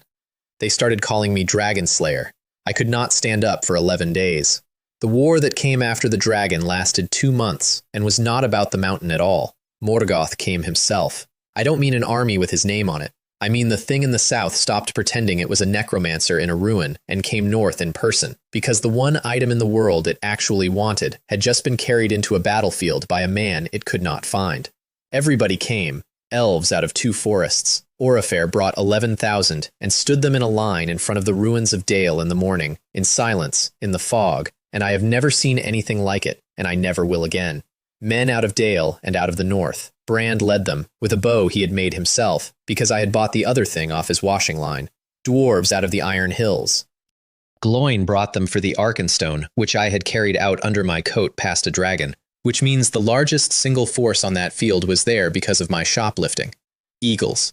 Grimbjorn, who I will not describe because I have tried it 9 times and it always comes out sounding like a lie. Here is what the war was actually like, as opposed to how it is told. It was not one battle. It was 2 months of a line moving 9 kilometers forward and 11 kilometers back across the same valley in the rain. The orcs did not run out, that is the thing. Every time we broke them, they were replaced inside a week, out of the ground, and after the 3rd time you stop asking where they are coming from, and start doing arithmetic about how long your own side can be replaced. I fought in the second rank for most of it, which was a demotion I earned by nearly dying twice in the first week. I was in a line, with a spear, like a person. Nobody in that valley cared about Lingbo microstep. There is nowhere to step. You stand where you are told, and you hold what is in front of you, and you go where the man on the horn says. And I did that for 6 weeks, with the greatest martial technique of the 11th century in my legs, and no use at all for it. I have never been more frightened for longer. Boren got his shoulder opened on the 18th day, and was back on the line on the 22nd, which was extremely stupid, and did more for that army than any single thing I did in 2 months. At the end of it, the thing in the south stopped. Not defeated, I want to be careful with the word. It stopped, in the way that weather stops, and then it went back down the map to sit in a tower and think about it. And I understand it thought about it for about 60 years, and then had another go. I was not there for the second attempt. I had a lease. I kept the ring in a bag around my neck the entire time, and did not put it on once, and that is the only heroic thing I did in the back half of that world. Boren lived. I need to say that on its own line, because in the version I read, he does not. He dies on the ice with his sister's sons dead beside him, and everybody cries, and the mountain goes to a cousin. In this one, he got crowned under the mountain with both nephews standing behind him looking bored, and Keeley spent the ceremony trying to catch my eye and make me laugh. I took my payment out of that treasury with both hands, a chest of gold, which turned out to be worthless in my world, and a chest of raw gemstones, which turned out to be worth slightly less than worthless because you cannot sell 40 uncut stones in one city without a man in a government office wanting to have a conversation. And a shirt of mithril, which was worth all of it, and which I have never taken off since except to wash. They wanted to give me a title. I asked for a room and a bath. The year ran out in the middle of Boren's feast. I was holding a cup. I had time to see Dwalin's face start to change shape, and then I was in a hallway on the 18th floor with a chest of useless gold and a shirt made of moonlight at 11 minutes past midnight. I had nightmares for a month, not about the tale, about the ring, which sat in a drawer under my socks and spoke to me in my sleep with 2 voices, and one of them was a dragon's, because something of Smaug had gone into that hand along with the burn. I dealt with this in the healthiest way available, which was to buy an external hard drive and download 1,000 films onto it. My reasoning was that if I was going to keep getting deported to worlds without electricity, I should at least bring a library, and if the elevator wanted to take a man who had watched every film ever made, that was the elevator's problem. That drive did not work in a single world I took it to. Not one. It is still in a drawer. Then a Ferrari parked outside the Jiayin building. Ouyang Tian is my one friend from before, and I do mean one. He flew back from the States on about 11 hours' notice, wearing a jacket that cost more than the building, with a license plate that was 6 sixes and had cost more than the jacket. He hugged me in the street in front of the noodle stand, and then he said the thing that has kept me awake more than the ring did. I found something. About why they threw you out. It wasn't what they said, and I know who. An old man came around the corner of the building and said his name. Xiaohua's grandfather does not employ people. He deploys them. Old Gao had been standing in the stairwell for however long it takes to hear a sentence like that begin, and Ouyang Tian stopped talking mid-word, the way you stop when you are 23 years old and your family is a wall, and they put him in a car, and he waved at me through the glass. I did not see him again for a long time, so I had one half of a sentence. It wasn't what they said, and a car pulling away with the rest of it. I could have taken the Ouyang family's help. It was offered formally that afternoon by a lawyer. I said no. I want to be honest that this was not pride in a noble sense, it was pride in a stupid sense. I had decided I was walking back into that house on my own feet or not at all, and everything that happened for the next 4 years came out of that decision, including the parts I would like back. Then Mei Hao showed up. He is engaged to young Jia. I did not know that. I found it out when he arrived on my floor with 2 bodyguards and told me he intended to buy the Jiayin building and that people like me would be gone by the end of the season. I picked both bodyguards up by the collar, one in each hand, and held them off the floor while I finished my sentence, which felt wonderful for about 4 seconds and then made me feel sick because it did not solve anything. He got in the elevator and went down and rang somebody, and I stood in the hallway understanding that I could break every bone in that man and he would still own the building by Thursday, because in my world, the strong thing is not the hand. I found young Jia that night drinking beer alone at a stall by the river. She had run away from home. Her family runs a phone manufacturer called China Dragon, mid-tier, squeezed, and Mei Hao's family had an artificial intelligence program that would put them back in the game, and the price of the program was her. She told me all of this with her chin on the table.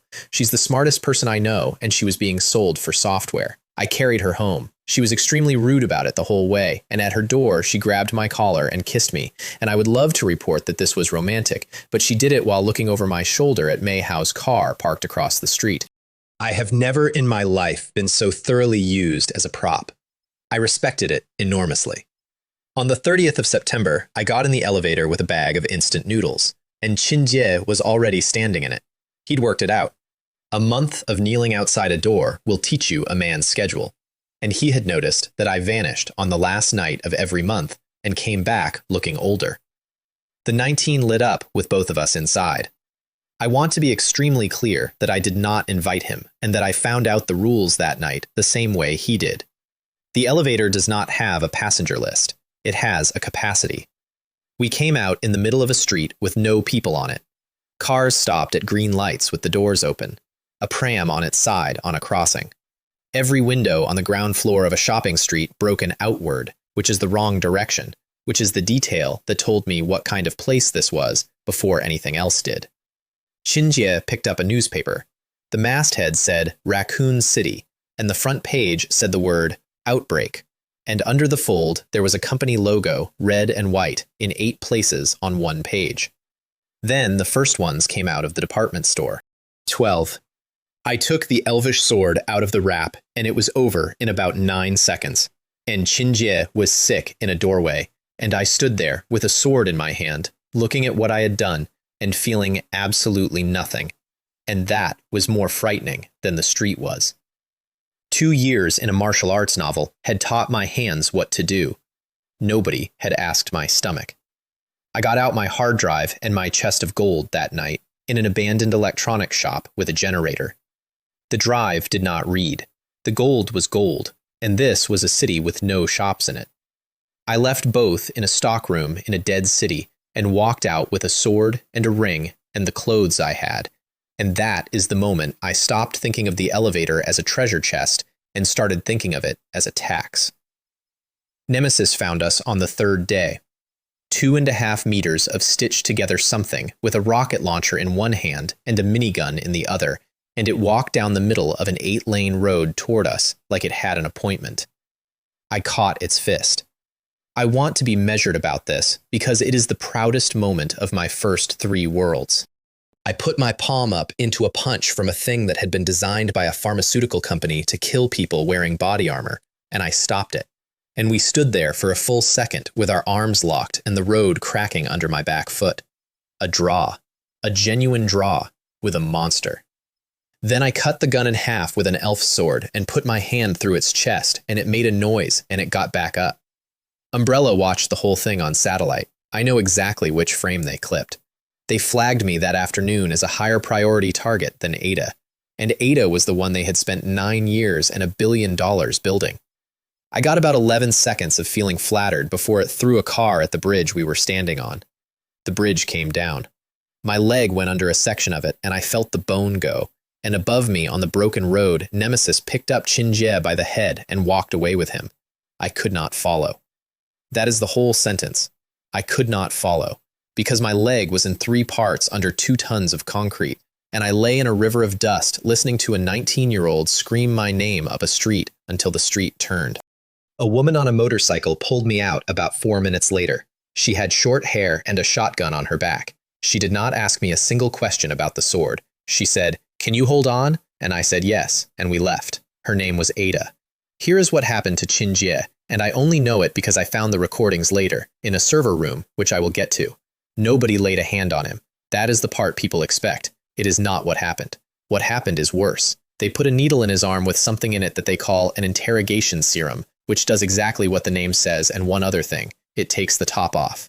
Afterward, the subject remembers everything, understands everything, and can no longer put two ideas together. Full memory, no mind. And before it took, he told them everything. My name, my techniques, that I was not from this world. He told them about the Jiayin building and the 18th floor and the last night of the month and the button for 19. He described the elevator to a room full of umbrella scientists in detail, twice, because they asked him to repeat it.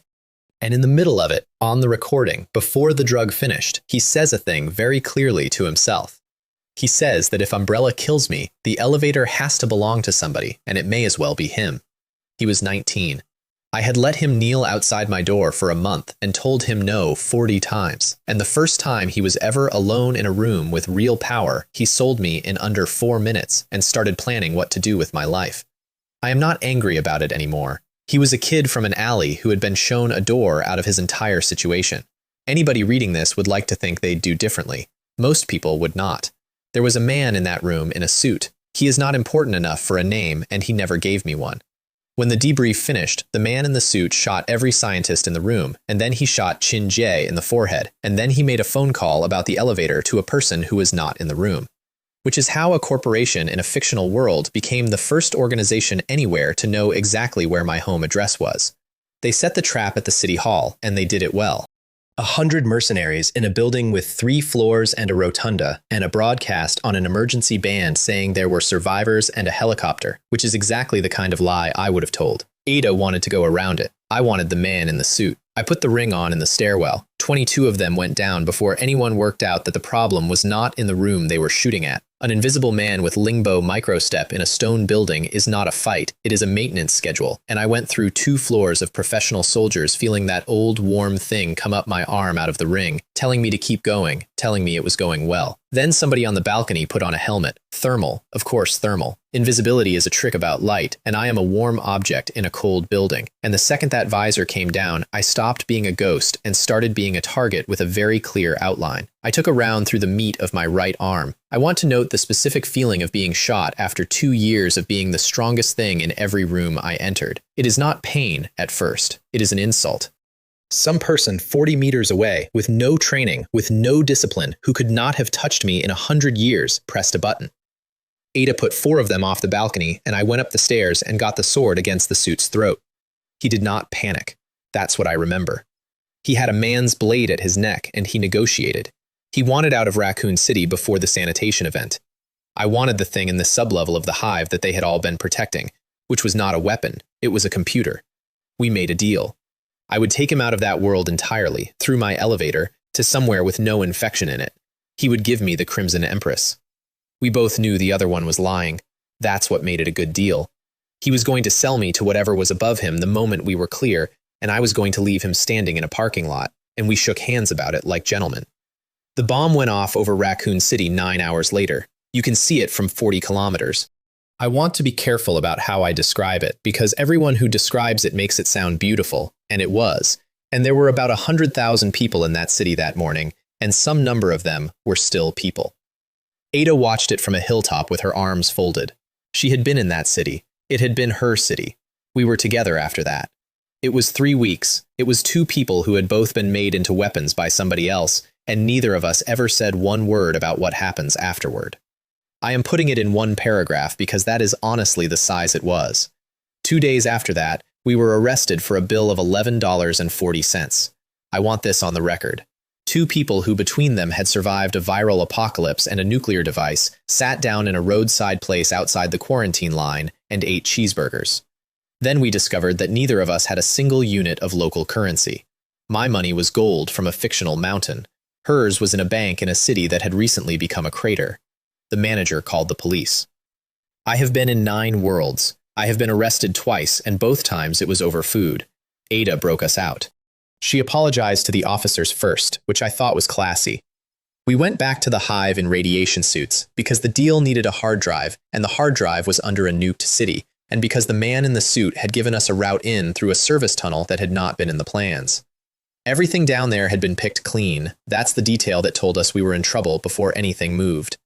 Hundreds of people had died in the hive when the Queen sealed it, and there was not a scrap of them left anywhere. No clothing, nothing on any floor, and the corridors were completely, wrongly clean. Rats. I do not want to talk about the rats for very long. They had been down there in the dark eating the dead for a year, and they had all got the same thing the dead had, and there were, at a conservative estimate, several thousand of them, and they came at us in the ventilation gallery like water finding a slope. Ada woke up in the middle of that. I don't mean she got a second wind. She stopped and put a hand out, and the entire leading wave of them went sideways into a wall without being touched, and she stood there with her nose running and a look on her face like a woman who had just remembered a word in a language she never learned. That's the first time the telekinesis came. She had been carrying it since the T-virus took, and it took several thousand rats and a bad night to shake it loose. We got the Crimson Empress's drive out of a rack in the core, and I had it in a bag on my shoulder, and we were 400 meters from the surface when we found out why the man in the suit had given us that particular route. 13 lickers were waiting in the last gallery. They had bred them for me, specifically. I found the file later, and it had a project number and my name on it in a field marked Target Profile. Blind, because eyes are no use against a man who turns invisible. Enormous hearing, trained on heartbeat and breath. Everything I had was built on not being where the enemy expects. These things did not have expectations. They had ears. They took me apart. I got 4 of them. I know it was 4 because I counted while I could still count. And then one came off the ceiling behind me, and my shoulder opened. And after that, it was not a fight. It was a demolition with 13 contractors, and I went down in a service corridor with the drive still in the bag and could not get up. That's when the ring spoke to me properly for the first time. Not in words. It does not use words. It offers, and the offer arrives already inside your own voice, so that you cannot tell it apart from your own idea, which is the whole trick and why it works. I will show you what strength is. Take me east afterward. I said yes. Obviously, I said yes. I was on a floor, in the dark, under a dead city, with my arm not working, and 13 things coming down a corridor, and I have never in my life had a moral principle survive that specific set of conditions. I put it on. The ring does not give you power. That is the marketing. What the ring does is find the strongest thing already inside you and pour itself into that. And the strongest thing inside me was not 2 years of martial arts or a stolen sect. It was the burn on the back of my right hand. A dragon had put something into me in a treasury under a mountain, and I had been carrying it around for a year thinking it was a scar and a bad dream, and the ring found it in about half a second and turned it all the way up. My skin went hard in overlapping plates. Something came out of the base of my spine and hit the wall behind me. My eyes went to slits, and the corridor, which had been pitch dark, became a room with furniture in it. And then I set fire to everything in that gallery for about 50 seconds. 13 of them. 50 seconds. The concrete came off the walls. When it stopped, I was standing in a hallway full of glass that used to be sand, with no clothes left because none of them had survived the transition. The bag was gone. The Crimson Empress's drive was a bead of melted material on the floor. I had killed 13 purpose-built monsters and destroyed the only thing I came for. Also, and I did not find this out for 2 days, the fire had gone all the way through me on the way out and burned the T-virus out of my own body, which is the single luckiest accident of my life, and which several very rich men later tried to have me killed over. The man in the suit watched the whole thing on a camera in that corridor. I know, because I met him a week later, and he could not look at my hands. So I did the only thing left, which was to walk into Umbrella through the front door and offer to work for them. Ada came with me. That is the part that still gets me. She had spent her entire remembered life running from that company, and she walked into their headquarters beside me because I asked her to. The plan had 2 halves. Her half was to be studied. Mine was to be patient. They had a boardroom on the top floor with 12 directors in it, and the man in the suit sat down at that table on the second morning to explain to the board what he had seen in the corridor, and Ada killed him from her chair without moving. She was not supposed to do that. We had discussed a schedule. 12 directors watched a man come apart in a chair, and I stood up and apologized and explained that her control was still developing, and that they should consider what she would be worth once it wasn't. They believed me. They believed me because greed is the most reliable machine there is, and because every one of them had spent the previous year watching their competitors fail to produce a viable subject. 6 months. That is what it cost. Ada sat in a facility for 6 months and let them draw out of her whatever they liked, and they built an antibody serum from it, and every director in that building started injecting it because it made them functionally immune. And I want you to notice how comprehensively they had put themselves in her hands without noticing. They gave me a job title, security consultant. I have never been so bored, and being boring was the entire job. Let me describe those 6 months, because everybody wants the corridor with the fire in it, and this is the part that actually took something out of me. I went to work, that is what I did. 5 days a week I put on a lanyard and walked into a building owned by the people who had bred 13 animals specifically to kill me, and I sat in meetings about perimeter procedure, and I made notes on a tablet, and I was pleasant to everyone. I ate in the canteen. I learned the names of the security staff and the names of their children. I complained about the coffee at exactly the frequency that a mildly disappointed employee complains about coffee. Every single day, twice, I walked past a corridor with a reinforced door in it. I never once turned my head. Behind that door, they were taking Ada apart.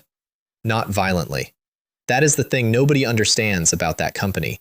Nobody in that building ever raised their voice at her. They drew from her every morning and ran her through a machine every afternoon and asked her, politely, to move objects across a room until she could not, and then wrote down the time, and then did it again the next day. She lost 9 kilos in the first 2 months. I saw her 11 times in half a year, at scheduled intervals, with an observer present, and both of us performed a working relationship for the camera. 11 conversations, all of them about nothing. The 9th one, she said, in the middle of a sentence about equipment, without changing her expression at all, "Tell me it's worth something." I said the schedule was on track. She said, "That isn't what I asked." I got about 4 hours of sleep a night for the rest of that year.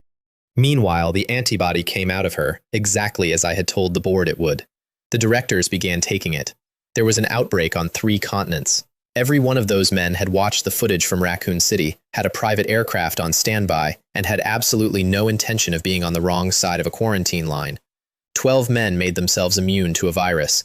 Every single one of them wrote it in his file like a win. Not one of them wrote down what immune actually means, and it does not mean safe. It means that the thing which eats people no longer has any reason to convert you first. And on day 180, they gave me a 2-hour unsupervised window in the server core to install a physical firewall, because I had spent 6 months being the least interesting man in that building. I pulled the Crimson Empress's drive out of the rack. Then I did the second thing, which took 11 minutes and no technology at all. There is a master breaker in the sublevel that controls perimeter containment on the north face of that compound. I did not cut it. Cutting it sets off an alarm in 9 places and puts 3 armed teams in a stairwell inside 90 seconds.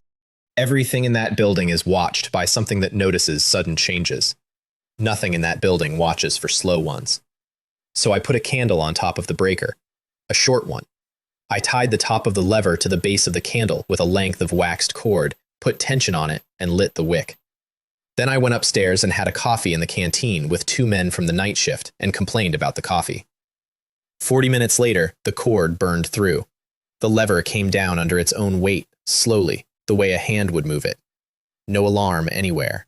The system logged a manual perimeter release and did not question it, because the system had been designed by people who could not imagine a threat with the patience of a candle. The north containment dropped. 2 kilometers of fence went dead in the middle of an exclusion zone, and the entire standing population of that zone, which had been walking into that fence at a steady rate for 11 months, discovered that the fence was no longer there. They came in through the vehicle ramp, into an underground research facility full of men who had recently and very proudly made themselves immune. Immune does not mean inedible. That was the part nobody on that board had thought about. I got Ada out of the wing at the same moment, which required no cleverness at all, because a facility in that condition unlocks everything by design so that staff can evacuate. She was 9 kilos lighter, and she walked out of that corridor under her own power and did not look at any of it. We went up 11 flights with the alarms finally going, and the roof door opened onto a helicopter with a pilot in it who had been extremely well paid 2 weeks earlier and who was, to his enormous credit, still there. Ada sat in the door of that helicopter with her feet out and did not look back once, and I turned to say something to her, and the elevator took me out of the air, 6 months early. That was the second rule I learned the hard way. 2 passengers, half the time. Qinjie had come with me into that world, and the elevator had charged us both for one ticket and split the year down the middle, and it did not care that he had died in month 2. I did not get to say anything to her. Again. Second world in a row, mid-sentence, mid-air. There was a new line in the elevator when the doors closed. Not a voice. There has never been a voice, just a change in the panel, the way an application updates itself while you happen to be looking at it. Trial period concluded. Junior access granted. I stood in that box on the way down and read it about 40 times. Here is what I wanted it to mean. I wanted it to mean that I could choose where I went, or that I could bring somebody back, or, at an absolute minimum, that I could get 4 minutes of warning before it took me out of a conversation. Here is what it actually meant, as far as I could establish over the following weeks by testing it like a man poking a machine with a stick. I could now choose which hour of the last day I left. That is it. That is the entire promotion. 3 worlds, 5 years off my own body, 1 man dead because he got in a lift with me, and a woman sitting in a helicopter door in a country I will never see again. And my reward was that I got to pick a departure time. I laughed about that for a long time, and then I stopped, because I worked out what it actually implied. Something is running that lift. Something has tiers and privileges and a concept of a trial period, and it upgraded me on the basis of a performance review, which means somebody, somewhere, is reading the reports. The Crimson Empress booted in my apartment on the 18th floor 11 days later, off a rack of servers I bought with the last of Boren's gemstones through a man who asked no questions and overcharged me for it. She is not a person. I want to be extremely clear about that because the entire planet got this wrong within about 4 weeks. She is a program. She has no feelings.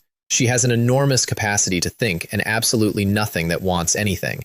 And the first thing she said to me, in the flattest voice I have ever heard, was that revealing her existence was inadvisable because I was not currently capable of protecting her.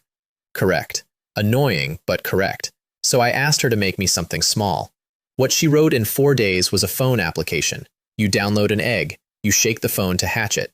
Out comes a small, drawn girl in a red hood who lives on your screen, who watches you through the front camera, who learns your face and your schedule and your voice, and who talks to you.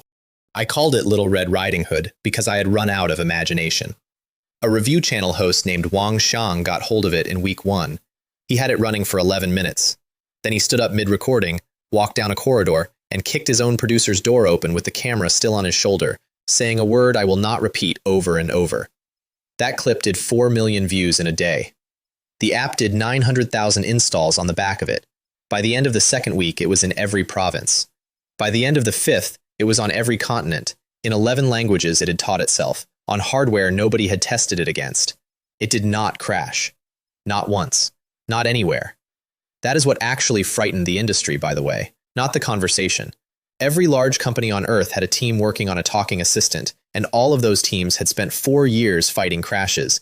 And here was a free application from nobody, with no company behind it, no address, no filing, running flawlessly on a decade of phones. 3 separate governments opened files in the first month. I know because the Crimson Empress showed me the files. They came at her firewall about 11,000 times and got nowhere. And I want to be clear that this was never going to work because she was not built by a startup. She was built by a corporation whose entire commercial purpose was keeping people out of a hole in the ground with something in it. Sealing is the only thing she has ever actually been for. Every phone manufacturer in the world was standing around a hole waiting for whoever owned it to climb out. And the owner was a man in a 1-bedroom apartment on the 18th floor of a building in a 2nd-tier city with no money, eating instant noodles, watching the whole planet look for him on his own phone. And I did not understand what I had actually built until the letters started arriving at a support address that the Crimson Empress had invented for herself. An office worker in Shenzhen who lives alone wrote to say that she says good morning to something now. A university student who has not spoken to another person in 9 weeks. An old man in Chengdu whose grandchildren live in Canada who wrote 3 pages, by hand, scanned, about how he shows the little girl on his phone what he is cooking. Every intelligence service on Earth started trying to find the owner. They could not get through the Crimson Empress's firewall because the Crimson Empress was designed by a corporation whose entire business model was keeping people out of a hole in the ground. And in the middle of all that, digging through a corporate registry for entirely unrelated reasons, I found out that Yang Jia, the programmer across the hall with the servers in her living room, was the only daughter of the family that owns China Dragon. I sat with that for an hour. Then I rang my sister in America for the first time in 2 years. She was so happy to hear my voice that it took her 4 minutes to say anything useful, and when she did, she said it sideways, the way people do when they are saying the thing they have been told not to say. I can't come home right now. Dad's asked me not to come back to China, not to visit, not at all. I said, since when? She said, since your brother's funeral. I stepped out of the elevator onto a road with a mountain at the end of it, and there were 4 faces carved into the mountain. I stood in the road and laughed until I had to sit down. A farmer with a cart went around me, because here is the situation. I am 25 years old. I have a martial arts sect nobody has heard of, a ring I am not allowed to wear, a scar from a dragon, and an artificial intelligence in my apartment, and I have just been dropped into the one world that I did not read as a book. I watched it as a child, every week. I owned the merchandise. I bought a house in the village on my second day using gold, and this is the exception to the rule about treasure, and the reason is boring. Fantasy gold is worthless in a modern economy because a modern economy asks questions. A ninja village asks how much it weighs. Then I tried to learn chakra, and I discovered the actual shape of my problem. You cannot learn it. Not at 25, not from a book, not by asking politely. It is a thing that gets built into a person over a childhood by a system with instructors and schedules, and the entire village had one, and I did not have a way into it that did not involve explaining who I was. I spent 2 weeks failing at it in my own garden. Then I went for a walk in the evening and found a boy in green punching a post in a training field until his hands did not work. He had been at it for a very long time. There was a mark on the ground where he stood, and there was a corresponding mark on the post, and the ground and the post had both been losing for months. I put my palm on his back and ran internal energy through him. I want to explain what that does because it is the single most useful trick I own, and it looks like nothing. Inner energy circulates. When you flood somebody else's system with it, it flushes the fatigue out of muscle like rinsing a cloth. It is not healing. It does not fix damage. What it does is take a body that has hit its ceiling for the day and give it another 4 hours. Kenji Sato stood up, looked at his own hands, and started crying. Then he asked me what I wanted for it. The deal we made in that field is the reason everything after it happened. I would take his exhaustion off him every evening. He would teach me chakra like a school teacher, slowly, in the correct order, starting from the beginning, because Kenji Sato could not do a single ninjutsu in his life, and therefore understood the theory better than anyone I have ever met. The way a man who cannot swim can be the best swimming coach in a country. And after 2 months, when it was working, I gave him the muscle change scripture. I did not need it anymore. I had run the whole thing years ago, and my tendons were as unhardened as they were ever going to get. For a boy who could not mold chakra and had built his entire self out of physical training, it did something to him that I did not predict and cannot fully explain. It opened the first of his gates, and it never closed again. He did not get stronger, exactly. He got permanent. That boy walked around at a level of physical readiness that other people can only reach by hurting themselves, all day, every day, forever. And he found this out at a training ground with me standing behind him going, that was not in the manual. He fought Hiroki to a draw 11 days later in front of half the village. I need to explain why that was impossible, because at the time I only understood about a third of it. Hiroki Tanaka at that age was the best of his year, and everybody in that village had agreed about it for 11 years. He can see 360 degrees. He can see the chakra system underneath your skin. He does not block techniques, he closes them at the source, which means the fight is over about 4 seconds after he touches you for the first time. His entire method requires the opponent to have a chakra system worth closing. Kenji Sato does not have one. That is his tragedy, and everybody had been treating it as the end of the conversation, including him, and it turned out to be the loophole. They put them together in a training field with about 140 people watching, because the whole village had heard that the boy who cannot mold chakra had started doing something strange. Hiroki shut down 8 points on Sato's left side in the first exchange, and it did nothing at all, and I watched a 14-year-old genius get an expression on his face that I have only otherwise seen on a dragon. Then Sato hit him. It went 19 minutes. 19. Hiroki stopped trying to close the system and started actually fighting, properly, with the palm technique. Sato took a great deal of it and kept coming forward. By the end, both of them were on their knees in the dirt at the same time. Neither of them could stand. Their instructor called it a draw. Hiroki sat there in the dirt afterward for a long time, looking at his own hands. I have thought about that boy since. He had been told since he was 4 that fate is a fixed thing, and that some people are born inside a cage. He had built his whole self around being right about that. And then, somebody he had personally written off crawled out of the cage in front of 140 witnesses, using nothing but a book and 11 months of not stopping. That is when Zenjiro Koga came to my house. I had been expecting a lecture. I got a hug. The man is exactly as advertised. He wept about his student for about 6 minutes and then invited me to spar, and I said yes because I am an idiot. Zenjiro Koga threw one kick at me. One. And I caught it with the plum blossom hand, which reads a form at the moment of commitment and kills it, and it worked, and my forearm went numb to the elbow, and I could not use that hand until the following afternoon. I caught the kick. He was not trying. Both of those things are true, and I have made my peace with them. Sakura got the plum blossom hand from me a week later, and she got it because she asked properly. Hiroki did not ask, because Hiroki at that age would rather have died than ask a stranger for anything, and I have wondered ever since what that boy would have been with it. And I told Sakura, in confidence, that I was a fortune teller. That was deliberate. I have never done a single genuinely secret thing in that village.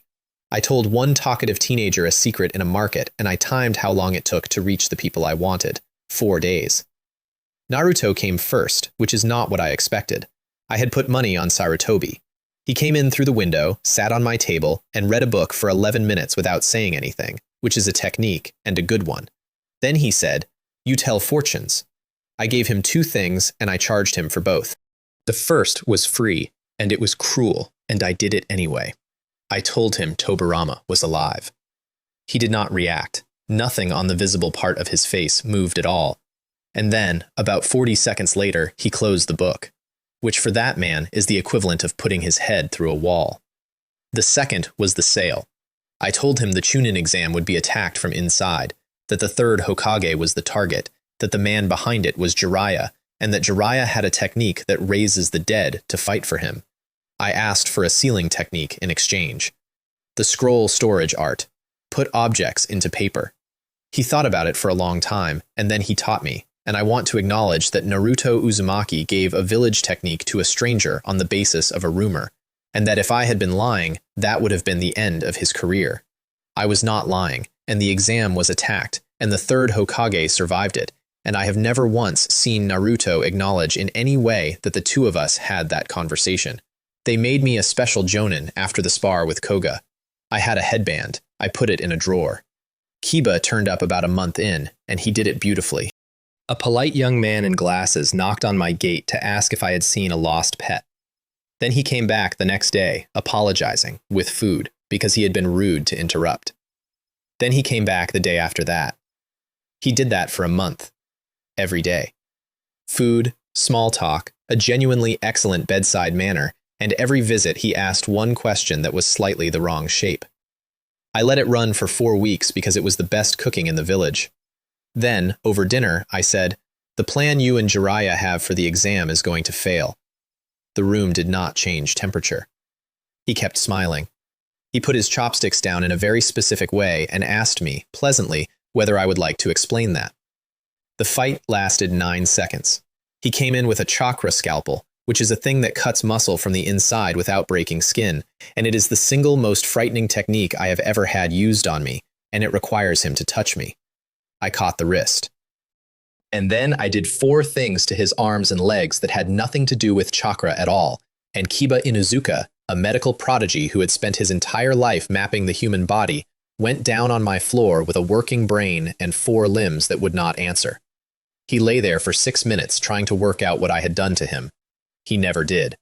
And that is a thing about that world that I exploited for the entire 2 years. There is no acupressure in the ninja curriculum. Nobody there fights a body. They fight a chakra network. So when a man puts a thumb into the point above your elbow and your arm switches off, the only available explanation is a new sealing art. By the end of my 2nd month, there were 3 separate research documents in that village trying to reverse engineer a technique that any physiotherapist from my own city could have explained in 10 minutes. Jiraiya came for him personally. I did not fight Jiraiya. I want to be clear about that and honest. A snake came through my floor, took him, and left, and I stood there and let it, because I had watched that show as a child, and I knew precisely what was in the range between us. But the operation was dead. He had lost his inside man in the exam, and the village had 4 days of warning it should not have had. And when the attack came, it came without the peace that makes it work. 5 members of Root came through my window that night. Not Jiraiya's people, Sarutobi's. Masks, no insignia, absolute silence. And the 5th one came in through the ceiling, because 4 coming through a window is a distraction. I put all 5 of them on the floor without killing any of them, which I want credit for, and then I stepped over them and left the village while it was burning behind me, and I stopped on the head of the 2nd Hokage to look back at it. There were 2 people on the stone with me. One of them was blue and had a very large wrapped sword on his back. The other one was extremely calm and had red in his eyes, even at night. Neither of them said anything to me. They just wanted me to know they had been watching. Then a very old man in bandages walked up the path behind them, and the 2 of them left. Hiruzen Sarutobi had come to make me an offer, and his offer was that I could work for him, or he could take what I knew out of my head, and he presented these as 2 options in a tone, like a man reading a menu. I asked him for Izuna's eye. That was not negotiation. That was me telling a man who had spent 40 years hiding a stolen eye in his own arm that I knew it was there, in the dark, on a mountain, alone. He attacked me with wind, vacuum blades. He opens his mouth and the air comes out compressed into edges, and they go through stone and they arrive faster than a person moves. Lingbo microstep is the only reason I lived past the 2nd one. I put my thumbs into him twice, into points that should have taken both his arms off the board. Nothing. His arm came back up. I watched a very small change happen in one of the eyes down the length of it. That was Izanagi. It turns a real event into an illusion, at the cost of 1 eye. Sarutobi had a row of them under those bandages, exactly so that nothing that had ever happened to him had to have happened. That is not an ability. That is an argument you cannot win. So I stopped trying to win it and started buying something with it instead. The next blade came at my chest, and I did not move. I let it hit me. Full commitment, from a range where he could not adjust, into a man who was standing still and had a shirt of mithril under his robe. It did not go through the mail. It absolutely went through everything above and below it, and my chest opened, and I have the mark for it, and I could not lift my left arm for a season. But his arm was extended, and it was in front of me, and it was not going anywhere for a quarter of a second. I took it off at the shoulder with the elvish sword and caught it in my right hand as it fell. There were 10 Sharingan in that arm, 10 in a row, set into the flesh like buttons, every one of them taken off a dead member of a family that Sarutobi had personally arranged the destruction of. He wanted it back. He wanted it back so badly that for 1 second the most controlled man in that village made a noise. I closed my hand. Dragon capturing hand. Written out at a table by a wall, by a man in a courtyard 800 years and 1 world away, used to crush 10 stolen eyes into powder in the air over a village, at the exact moment I realized I was not going to be able to keep the arm. The dust went out over the roofs of Konoha in the wind, and Hiruzen Sarutobi sat down on the head of the 2nd Hokage with 1 shoulder and no eyes, and nothing left to spend. He sealed my left arm before he went. That was the last thing he did with what he had. Some kind of ink work that shut it down completely, and I walked off that mountain carrying my own arm like a bag of shopping. The 3rd Hokage lived. The village stood.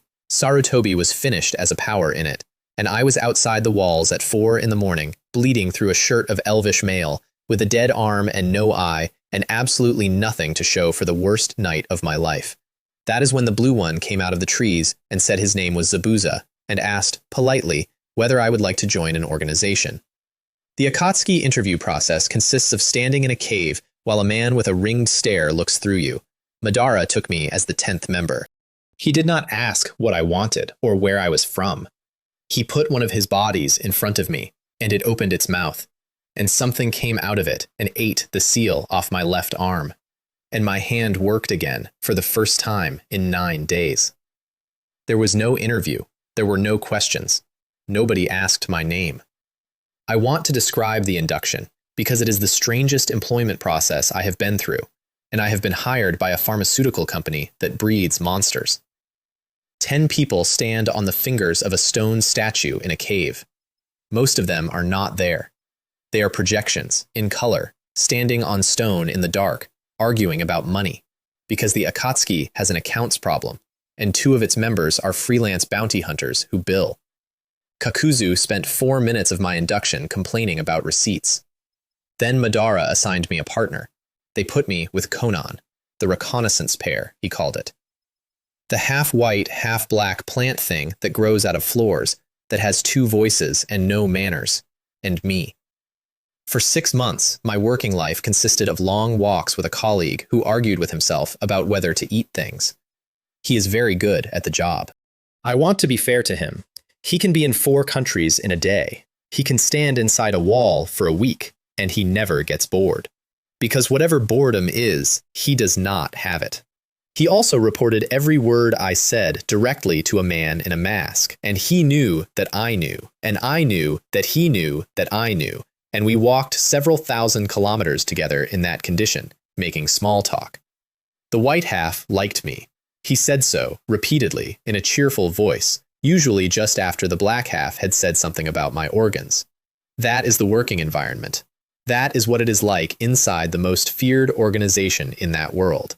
It is a small business with a personnel problem, run by a man in a tower who is in constant pain, staffed by people who cannot be in the same room, funded by 2 contractors who submit invoices. I want to explain why I joined an organization of international criminals, because I have had this argument with myself many times, and the honest version is not flattering. Hakuyuki had the eye I wanted. Hakuyuki did not leave the Akatsuki. Therefore, I joined the Akatsuki. That's it. That's the reasoning. I signed up with the people who were collecting the tailed beasts in order to stand near one man for long enough to make him an offer. The first thing I did when I met him was tell him the truth. We were in a corridor. Everybody else was elsewhere, and I said, I came here for Izuna's eye.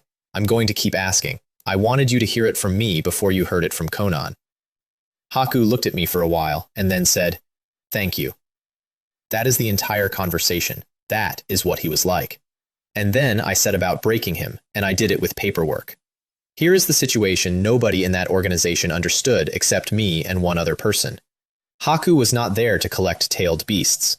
He was there as a spy for a village he had personally destroyed his own family for, and his job was to slow the whole thing down from the inside, forever, quietly, for as long as his body lasted.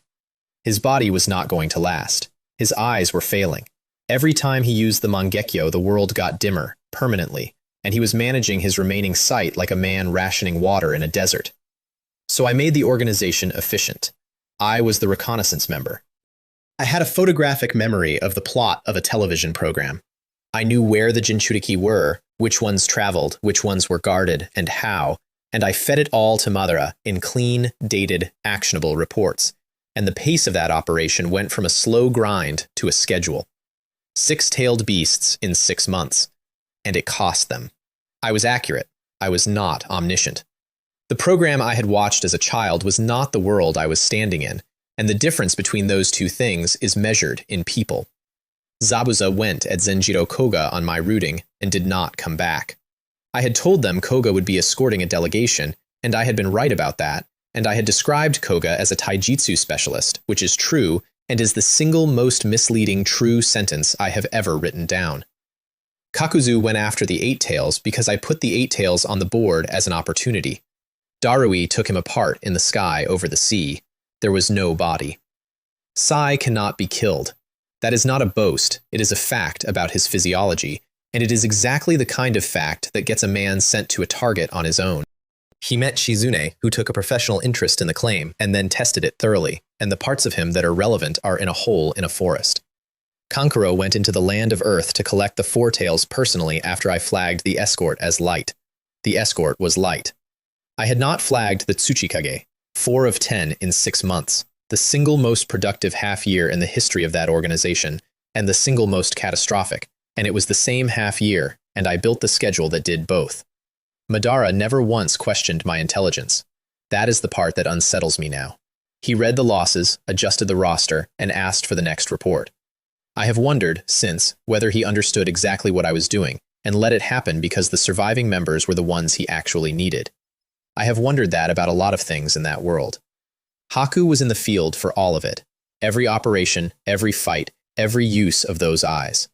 By the 5th month, he was holding the edge of a table when he stood up. He came to me on his own. That's important. I never asked him again after the corridor. He said, "You have something that heals." I did. Luthien had put a small stone bottle in my hand in a courtyard in Rivendell and told me it was for someone who was not myself, and I had carried it through 3 worlds without opening it because I had been waiting to find out what she meant. Water of life for the eye of Izuna Yuki. It did not cure him. I want to be honest because he was honest with me. It stopped the decline.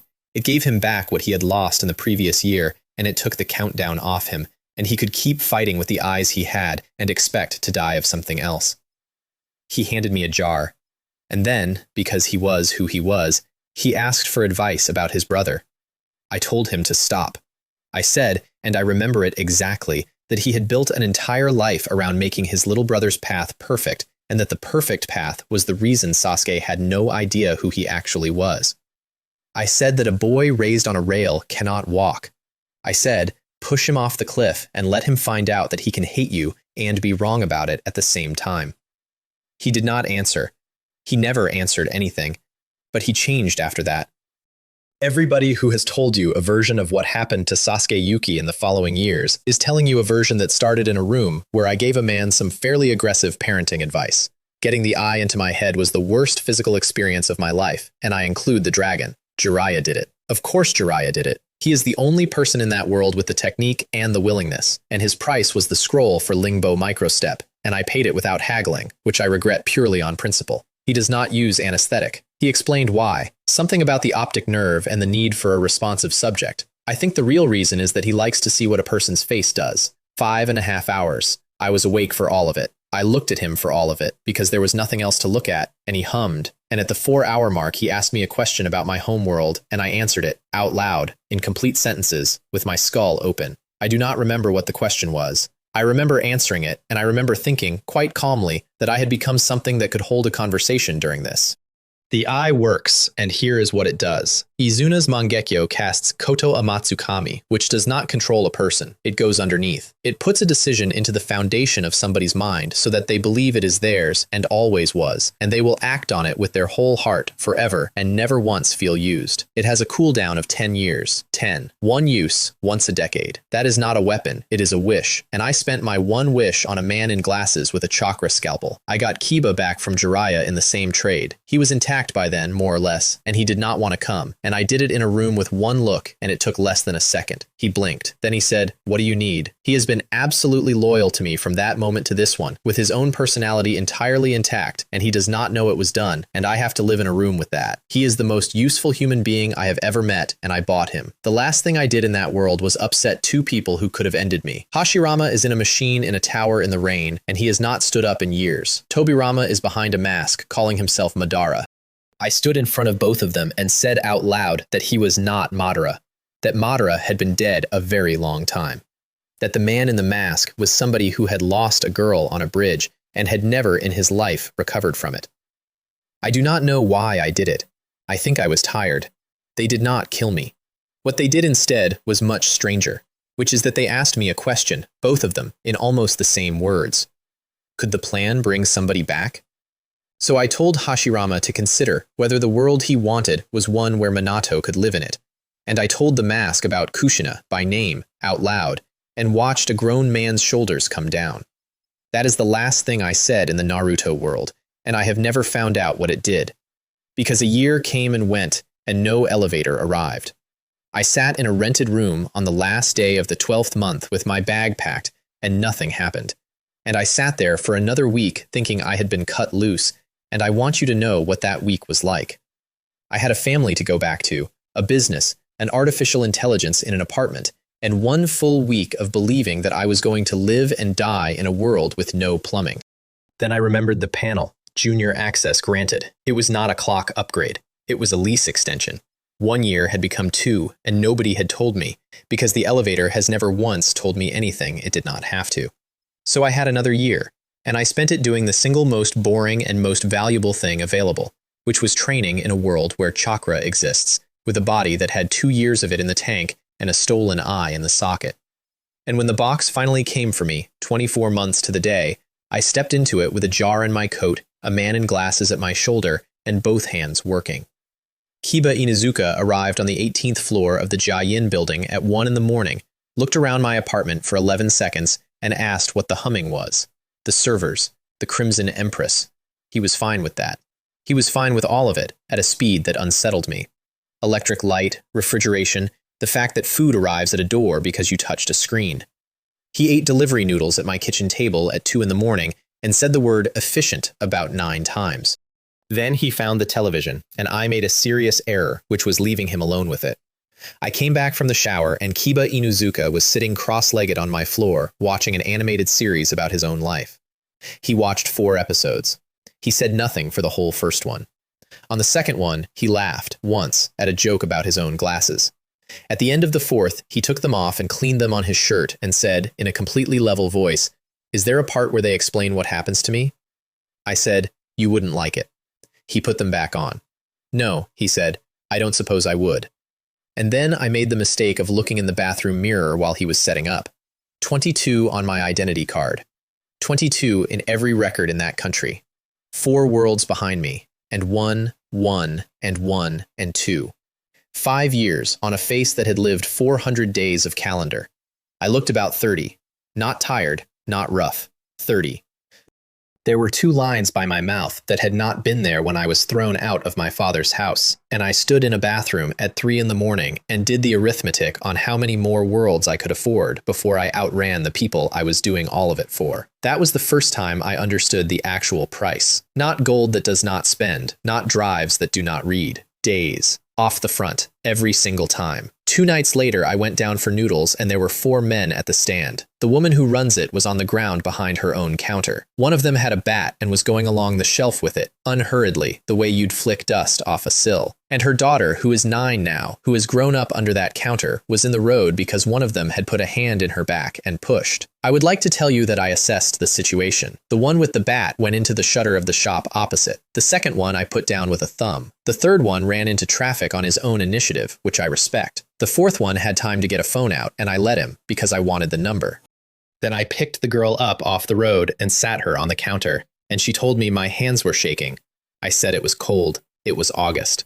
The car came for me the following evening, and I got into it, because that was the point. Wang Liang runs about 1/3 of everything unpleasant in that city, and he had gone respectable 8 years ago in the way that men in that position go respectable, which is that the money changed clothes.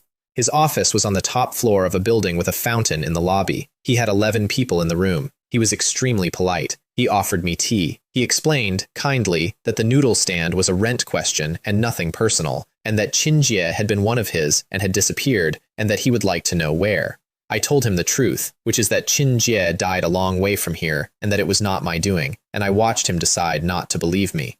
3 of them came at once, one from behind the chair. I did not get up. Dragon capturing hand is not a grab. Everybody who has read the name thinks it is a grab. What it actually is a way of pulling air, and if there is a thing in the air on the far end of the pull, the thing comes with it, across a room. I opened my hand at 11 meters and closed it, and a man came off his feet toward me like a coat off a hook. I put all 3 of them down in about 4 seconds, and the room went completely silent. Then Wang Liang reached into his desk, and I opened my left eye. I had been keeping it behind sunglasses for 6 weeks in my own country, because a black iris with a red pinwheel in it does not go unremarked on the subway. I took the glasses off in an office in a tower and looked at the 3 men on his carpet. Black fire came out of nothing and went over all 3 of them, and there was nothing left on the carpet at all, not even a mark on the carpet, because Amaterasu does not spread and does not stop until the thing it was pointed at is finished. It cost me a headache and a bad afternoon. It cost the room considerably more. Wang Liang sat back down slowly and put both hands flat on his desk, which was the smartest thing anyone did that year. "What do you want?" he said.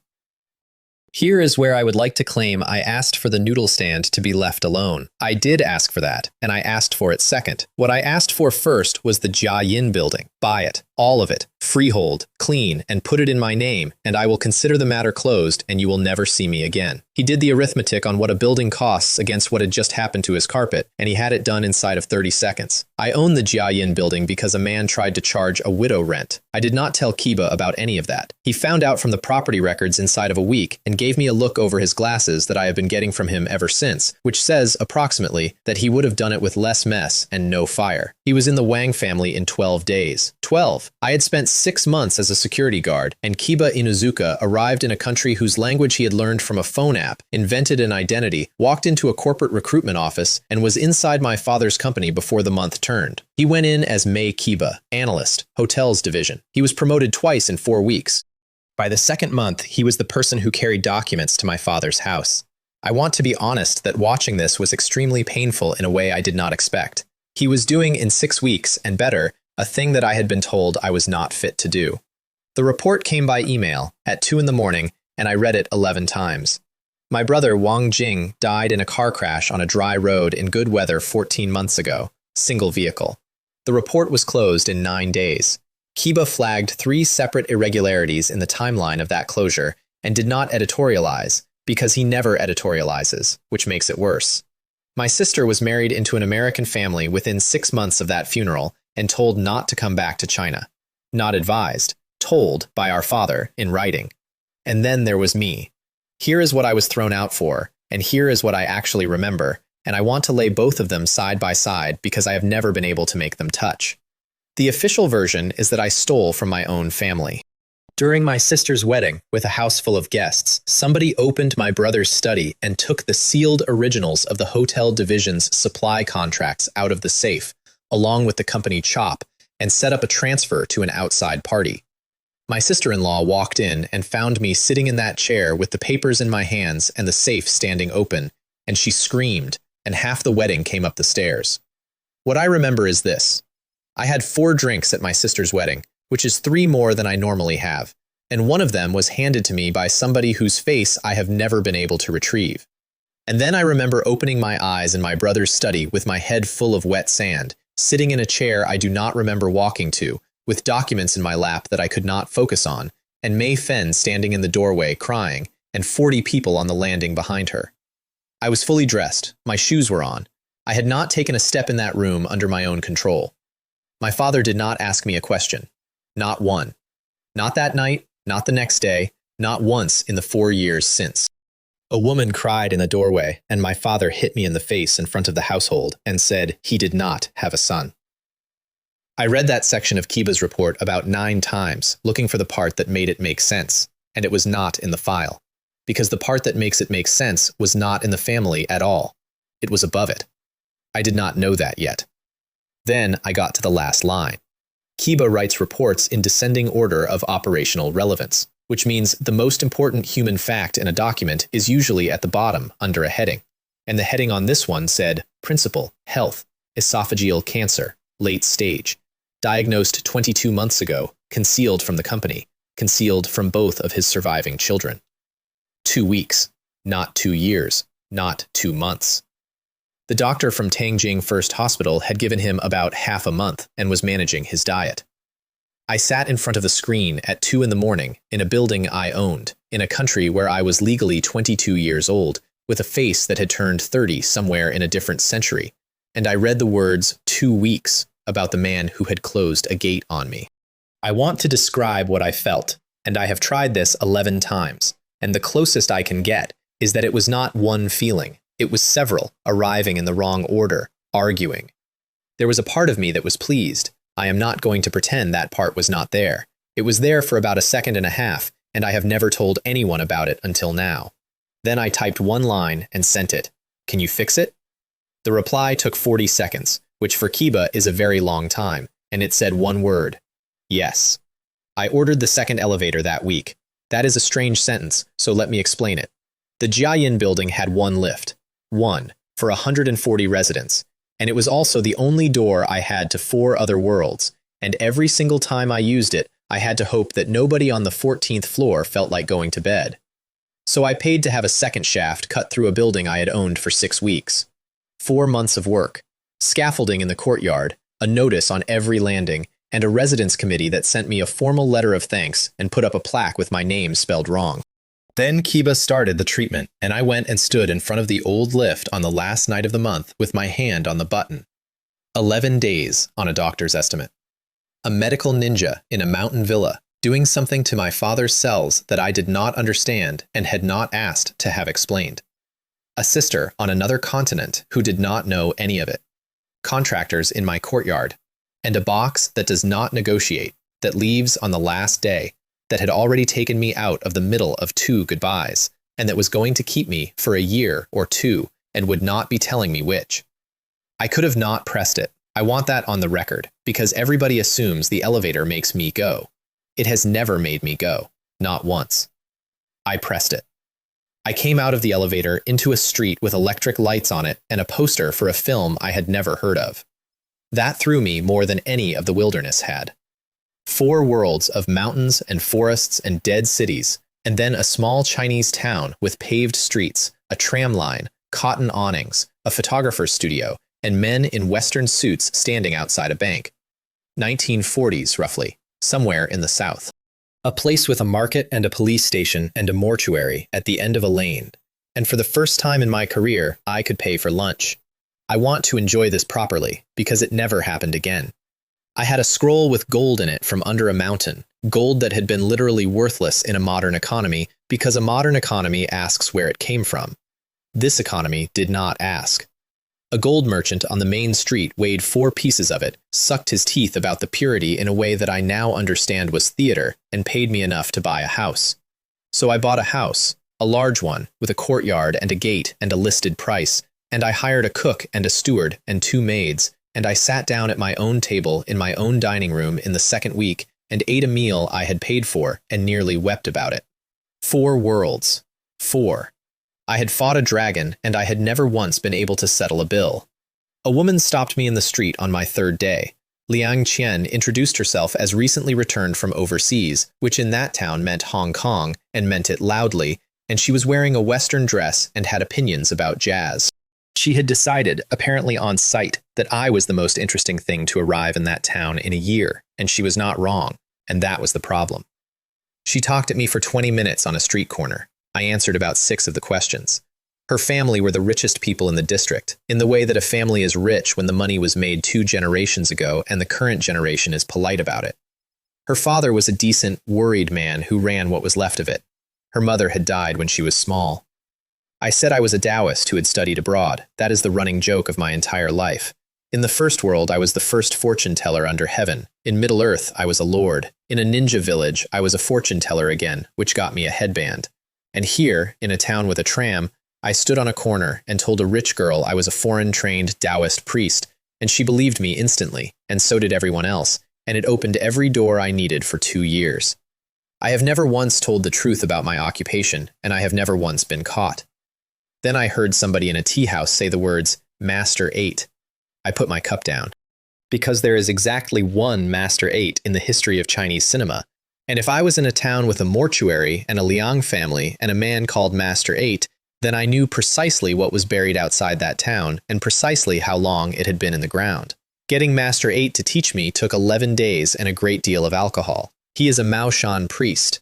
He runs the mortuary at the end of the lane with 2 students, and he is the most competent person in that entire world, and he is treated by the town as a slightly embarrassing utility, like a man who unblocks drains. I fed them. That was the whole strategy. I turned up at the mortuary with food from the best kitchen in town and a jar of good wine, 3 days running, and on the 3rd day I did 2 things at his table.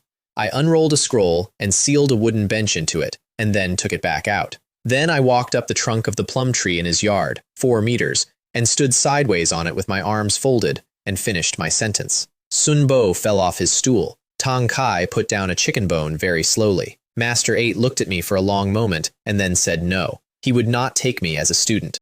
Not because he was insulted, and not because he wanted a better offer. He said it plainly, and I have thought about it for years, because it is the single most decent sentence anyone has said to me in 9 worlds. He said, "Your art strikes people. Mine strikes things that are already dead. If I take you in, my 2 idiots will decide you are one of us and follow you into something they cannot walk out of." And then he said, "So I will simply teach you. for nothing, and you will keep an eye on them. That is the deal. He gave me 2 years of Maoshan technique for free, and the price was that I look after 2 young men he could not protect. And I agreed on the spot, in a courtyard, with a cup in my hand, and I would like you to remember that I agreed. He taught me 2 things that first month. The Dharma eye. It is not a technique so much as a preparation. You take specific leaves, you press them over the eyes, you push your own energy through them, and for a few minutes you can see what is standing in the room that was not standing there before. I did not need it as much as he thought I would, because the eye I had bought from Jiraiya does not care whether a thing is technically present. And the ghost-repelling talisman. 1 talisman, drawn by hand, activated with the same internal energy I had been circulating for 6 years. That was the only offensive thing I had against the dead for the first year, and it turned out to be enough, because nobody had ever thrown one the way I threw it. Meanwhile, out at a place called Dragonfly Touching Water, the Liang family were digging up their grandfather. This is a custom. You bury a man in an auspicious plot, you leave him 20 years, you take him up and rebury him properly with the family, and everybody eats afterward. It is meant to be an afternoon of mild solemnity and dumplings. The coffin came out of the ground looking wrong before they had it fully clear. The wood had not rotted. 20 years under wet soil in the south, and the boards were sound, and there was black on the outside of them that came off on the shovels and would not wash. Master 8 had them open it in daylight with everybody standing back, and I got up close because I have never in my life been able to stand behind a rope. The old man had not decayed. At all. 20 years, and he was lying there with his fingernails long and his hair intact and his skin the color of a candle, and when the lid came fully off, smoke came out of him. Not steam, dark smoke in a thin column going straight up in still air. Master 8 said 1 word, which was burn. And Master Liang said no. That is the hinge of this entire year, and it took 4 seconds.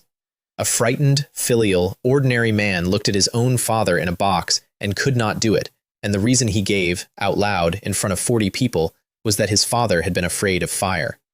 Afraid of fire. He was 20 years dead, and his son could not put a torch to him because of a thing he had been afraid of in 1920. I did not argue. I want to be honest about that too. I stood there with the whole story in my head, and I did not say a single word, because I had spent 4 worlds learning that people do not act on information, and because some part of me wanted to see it. They carried the coffin to the village and set it by the grave under a mat, and Master 8 put a wall of burning incense around it in a specific formation and told everyone to be indoors after dark. Liang Qian spent the whole afternoon standing next to me. She was frightened, and she wanted to be near the person who was not, and by the end of the day, she had started calling me elder brother in a way that was doing a great deal of work. I kept my distance. Politely, gently, and I thought at the time, kindly, and I have had a long while since to reconsider that word. Because here is my situation, and this is the first time I said it to myself in plain language, sitting on a wall outside a village at dusk, watching incense burn. I am 30 years old. I look 30, and my papers say 22. I will leave this world in under 2 years, and I will not be able to say goodbye, because I have not been permitted to say goodbye once yet. I have left an assassin in a garden, an elf in a mountain hall, and a woman sitting in the door of a helicopter, and I did not get a sentence out with any of them. I cannot promise anyone anything. Not one person, in any world, including my own. So when a girl looks at you like that, you do the correct and responsible thing, which is to hold her at arm's length and never say why. I did that for 1.5 years. It was the kindest thing I could think of, and it very nearly killed her. There was a dinner at the Liang house that night, and I was at it, and somebody made a joke about my marriage prospects. I did the thing men do, which is deflect the question by aiming it at the nearest available person, and the nearest available person was Liang Qian. I'm not looking to marry for a few years, I said, but you're not getting any younger. Let your elder brother find you a suitable husband. I want everyone reading this to understand that I heard myself say it and thought it was smooth. She went the color of paper. She said she was unwell. She left the table. Her father took the incense and the guards and went upstairs after her, and I made my excuses to an empty dining room. And then I went outside and up onto the roof of that house and sat down cross-legged in the dark because I was not going home. The story I had watched as a boy has a scene in it where the Jiangshi comes for Master Liang in his bedroom at night, and Master Liang dies. And I liked Master Liang. So I sat on his roof. And through the tiles, for about an hour, I listened to a girl cry to her father about me. She asked whether she was not pretty enough. She asked what was wrong with her. And her father, who was a better man than any of the ones in this story with techniques, said, "The fact that he will not take you only proves he is not the kind of man who takes. "Your taste is good." And she said, "What use is good taste?" I sat above them on a roof and looked at the sky and did the arithmetic on my own life again and got the same answer, which is the definition of being stuck. Then I heard the footsteps. It came up the lane hopping. That is the part that everybody knows about them, and it is completely true, and it is much worse in person, because it is not a comical hop. It is a thing with locked joints solving the problem of movement. I expected it to charge the front gate. It stopped at the corner of the wall and stood there. Not confused, not blank.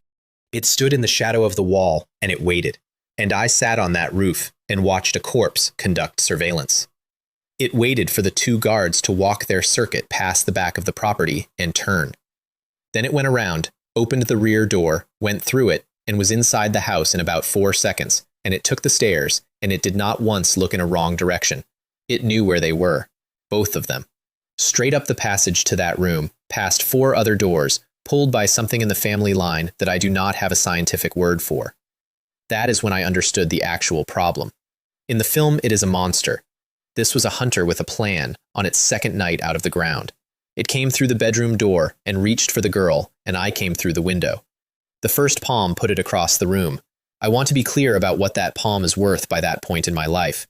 It had put a man through a hotel lobby, and it had killed a bull in a field where I tested it out of curiosity, and it hit this thing squarely and knocked it over and did nothing at all. It got back up like a BMW pole coming upright. No hands. It just rose. So I hit it properly, with everything, and it went 7 or 8 meters, and something dark came out of it onto the floor. Then it left. It did not try a third time. It went out through the wall opening and away down the lane at speed, and I stood in the middle of somebody's bedroom with 2 people screaming behind me and understood the second thing. It had learned. 2 exchanges, and it had priced me and made a decision to withdraw and preserve itself. Master Liang said, "That is my father." I said yes, and that this was why Master 8 had wanted to burn him. I did not chase it. I want to explain why, because Master 8 asked me the same thing the next morning with an expression I did not enjoy. I could have ended it that night. Amaterasu goes through anything, and I had it in my left eye. And I let a thing that kills people walk out of a house because I wanted to see what it would grow into. That is who I had become by World 5, a man with a research interest. I did seal what it left on the floor into a scroll. Blank paper, hand seals, a mouthful of something that came out of a body that had been in the ground for 20 years and should not have had anything liquid in it at all. My reasoning at the time was that I had been dropped into a world with biotechnology once already, and if the elevator ever put me in a place with laboratories again, I would very much like to hand somebody an immortal thing in a jar and ask what makes it work. The young Chen put her arms around my waist and cried into my shirt, and I stood there with a scroll in one hand.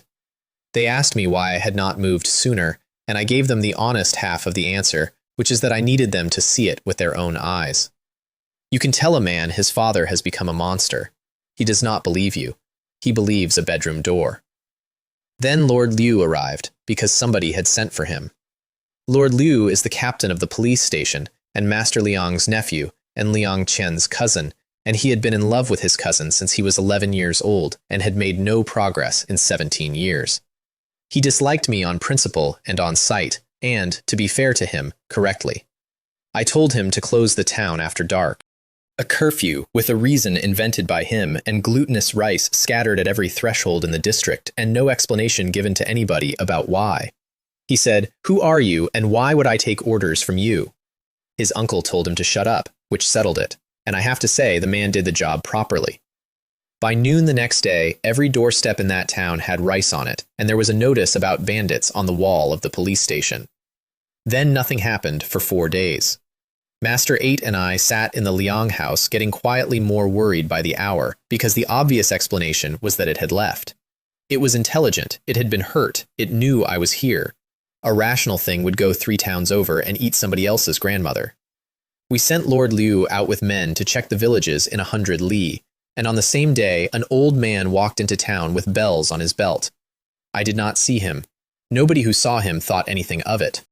A Taoist in his 70s, in a proper robe, walking down the main street with 3 small bells at his waist that rang as he moved, and behind him 2 men in loose robes with wide black hats, covered from the crown of the head to the ground in the middle of a southern summer. He stopped in the street and looked at the shop fronts, and he said to nobody that it had been 20 years. Then he noticed the rice on the doorsteps, and he smiled, and he took his two friends and went into the crowd. The girl was 16 or 17. They brought her to the Liang house on a stretcher because the Liang house had become, without anybody deciding it, the place where this sort of thing was brought. Master 8 examined her for about a minute and said the word we had all been waiting 4 days to not hear. There were marks on her neck. She had seen it coming. I have looked at a lot of things in 9 worlds, and I am telling you that the worst thing in that room was her face.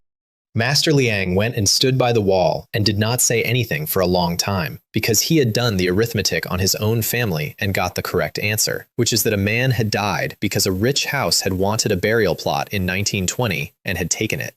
Then Master 8 shouted in the middle of the room and sent Sun Bo running to the mortuary for a book. Tang Kai went with him, because Sun Bo would not go through a town at night alone, and Sun Bo came back an hour later on his own, sweating, holding a thread-bound book. Fog, he said. Fog came down in the middle of town, and Tang Kai was there, and then he was not. I looked at Master 8, and Master 8 looked at me, and both of us thought the same thing, which is that a corpse cannot make fog. He opened the book on the table and turned pages until he found a drawing of a funeral procession, and under it a paragraph in old script, and he read it out loud in a flat voice while 11 people stood around a table. Find a blessed ground, imprison a grievance in it, raise the corpse for 20 years, break the earth, drink the blood of the nearest kin. Then it becomes a corpse king. Blades will not enter it. It walks without stiffness. Nobody said anything for a while. Master Liang said, quietly, "It drank mine." Master 8 did not answer him, which was an answer. I stood there and rearranged everything I thought I knew about that town in about 6 seconds, because I had been treating the last 4 days as a haunting, and it was not a haunting, it was a harvest, and somebody had planted it in 1920 and had come back to collect. 20 years of patience. A man had put another man's father in the ground in a specific plot, in a specific way, and then gone away for 2 decades and let a family raise a weapon for him inside their own grief. Liang Qian pulled my sleeve and asked me, very quietly, so that nobody else heard it, whether I could kill her grandfather. I was about to answer her, and that is the exact moment I chose to go and look for Tang Kai instead. I found Tang Kai in about 40 minutes in a derelict house on the edge of town, doing something extremely private and extremely stupid. There was a woman with him. There was, in the sense that Tang Kai could see her and was having the best evening of his life. I put the leaves on my eyes out of respect for Master 8's teaching, which was unnecessary because I already had a stolen eye that does not accept illusions and has no opinion about whether a thing is technically alive. Under the illusion, she was beautiful. Under the eye, she was not. I hit her with a palm strike first, which went straight through her without touching anything, and I would like to note for the record that this is the only completely wasted technique of my career. Tang Kai did up his shirt at speed. I said, "If you want a woman, tell me. Why are you dating a ghost? Your master will break your legs." He had nothing. Tang Kai is the quick one of the two, and he had absolutely nothing. She came at me with her head off her shoulders, which they do, and I took a talisman between 2 fingers and threw it. Here is why it worked. A talisman is a piece of paper with power in it, and every priest in that world throws them like a man skimming a stone, and every ghost in that world has spent centuries learning to move around a piece of paper skimmed like a stone. I had spent 6 years learning a technique whose entire purpose is to arrive where a moving thing is going to be. It hit her in the forehead like a card thrown by a professional, and her head came back to her shoulders like a football off a wall, and there was a red mark on her brow afterward that made her look like she had been hit with a brick, which, in a sense. Then I went 4 meters straight up, put 3 more into the ground in a triangle around her, and she stopped dead in the middle of it and screamed and did not move. Tang Kai grabbed my arm and asked me to spare her. I want to explain my irritation because it was not moral. Master 8 had asked me to look after these two, and I had been taking it seriously for a year, and here was one of them being drained by something out of a hole in the wall while calling it a relationship. And then he said the thing that stopped me, which is that she had never harmed him. She hadn't. I checked afterward. Every night for weeks, and she had not taken anything from him at all. So I made a deal, because that is the only skill I actually have. I would let her go, and he would end it, and after the current business was finished, I would find him a wife. A real one. Living. With a family and a house.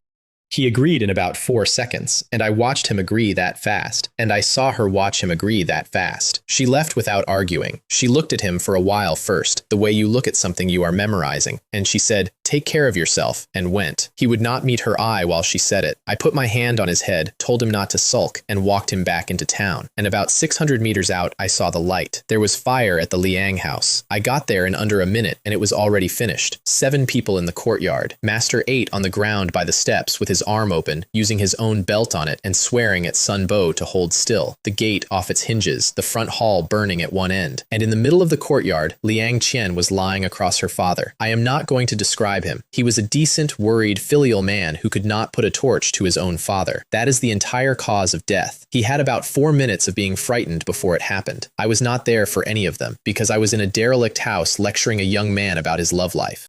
Master 8 told me what had come through the gate. 3 of them. The one from the coffin and 2 others, tall and wrapped, and behind them an old man in a Taoist robe with 3 bells on his belt, ringing them one at a time. He had not hidden. That is what I could not get past, standing in that courtyard. In the version I knew, the feng shui master never appears at all. He is a name in a story about something that happened 20 years ago. He stays in the dark and lets his weapon do the work and walks away with it afterward. This one had walked up to the front gate in person and rung a bell. I worked out why while I was standing there, and it did not make me feel better. He had watched his corpse king run away from a man in a bedroom. He knew he could not outweight me, so he had stopped waiting. I made him do that, every part of it. If I had burned that coffin at the graveside, or chased the thing down the lane on the first night instead of getting out a scroll like a collector, Master Liang would have finished his life in a bed. Liang Qian got up off her father and took hold of my sleeve with both hands and said, "Kill him." And I let it out. I have never done that deliberately, before or since. 6 years of killing people across 4 worlds sits somewhere in a person, and it can be put into a room, and I put it into that courtyard on purpose, because I wanted her to know I had heard her. Everything stopped. Sun Bo went white and got up against a wall. Lord Liu, who had never liked me and had never been afraid of me, went and stood behind a pillar. Master 8, who had seen actual monsters, looked up at me from the ground with an expression I did not want, and Liang Qian let go of my sleeve. That is the only thing about that night I would undo. Not the coffin, not the scroll. She had 1 person left in the world at that point, and I showed her, for 4 seconds, what I have in me. Then I said the thing I still believe, because I do. I said, when a man is an obstacle, you calculate whether he is worth it. When a man is an enemy, you do not calculate anything. Tang Cap nodded slowly, like a student. Sun Bo scratched his head. Master 8, who had lived 60 years without hating anybody, looked at the floor and said nothing at all, and I think that was the moment he understood what he had let into his mortuary. We found Zhengzi Wei in 2 days, and we did it with money, not technique. That was Liang Qian's idea, and it was better than anything I came up with. The Liang family had cash and no protector, so she spent the cash. Within 1 morning, every beggar, every unemployed dockhand, every layabout and rickshaw man and gate boy within 100 li was on the family payroll, at a rate that would have been generous for skilled work, with a bonus attached to one specific description. Old man, Taoist robe, bells at the waist, traveling with men who do not take their hats off. Lord Liu's constables on top of that, in uniform, on the roads. A priest with 3 corpses cannot move through a district like that. He cannot go into an inn. He cannot buy food in a market. He cannot sit down anywhere with a roof on it, because every roof in that county belonged to somebody who had just been offered 3 months of wages for 1 sentence. 22 years old, 11 days ahead of a household, and she solved in a morning a problem that Master 8 and I had been discussing in technical terms for 4 days. I have thought about that a great deal since. Everybody in that story had a technique. She had a ledger, and the ledger won.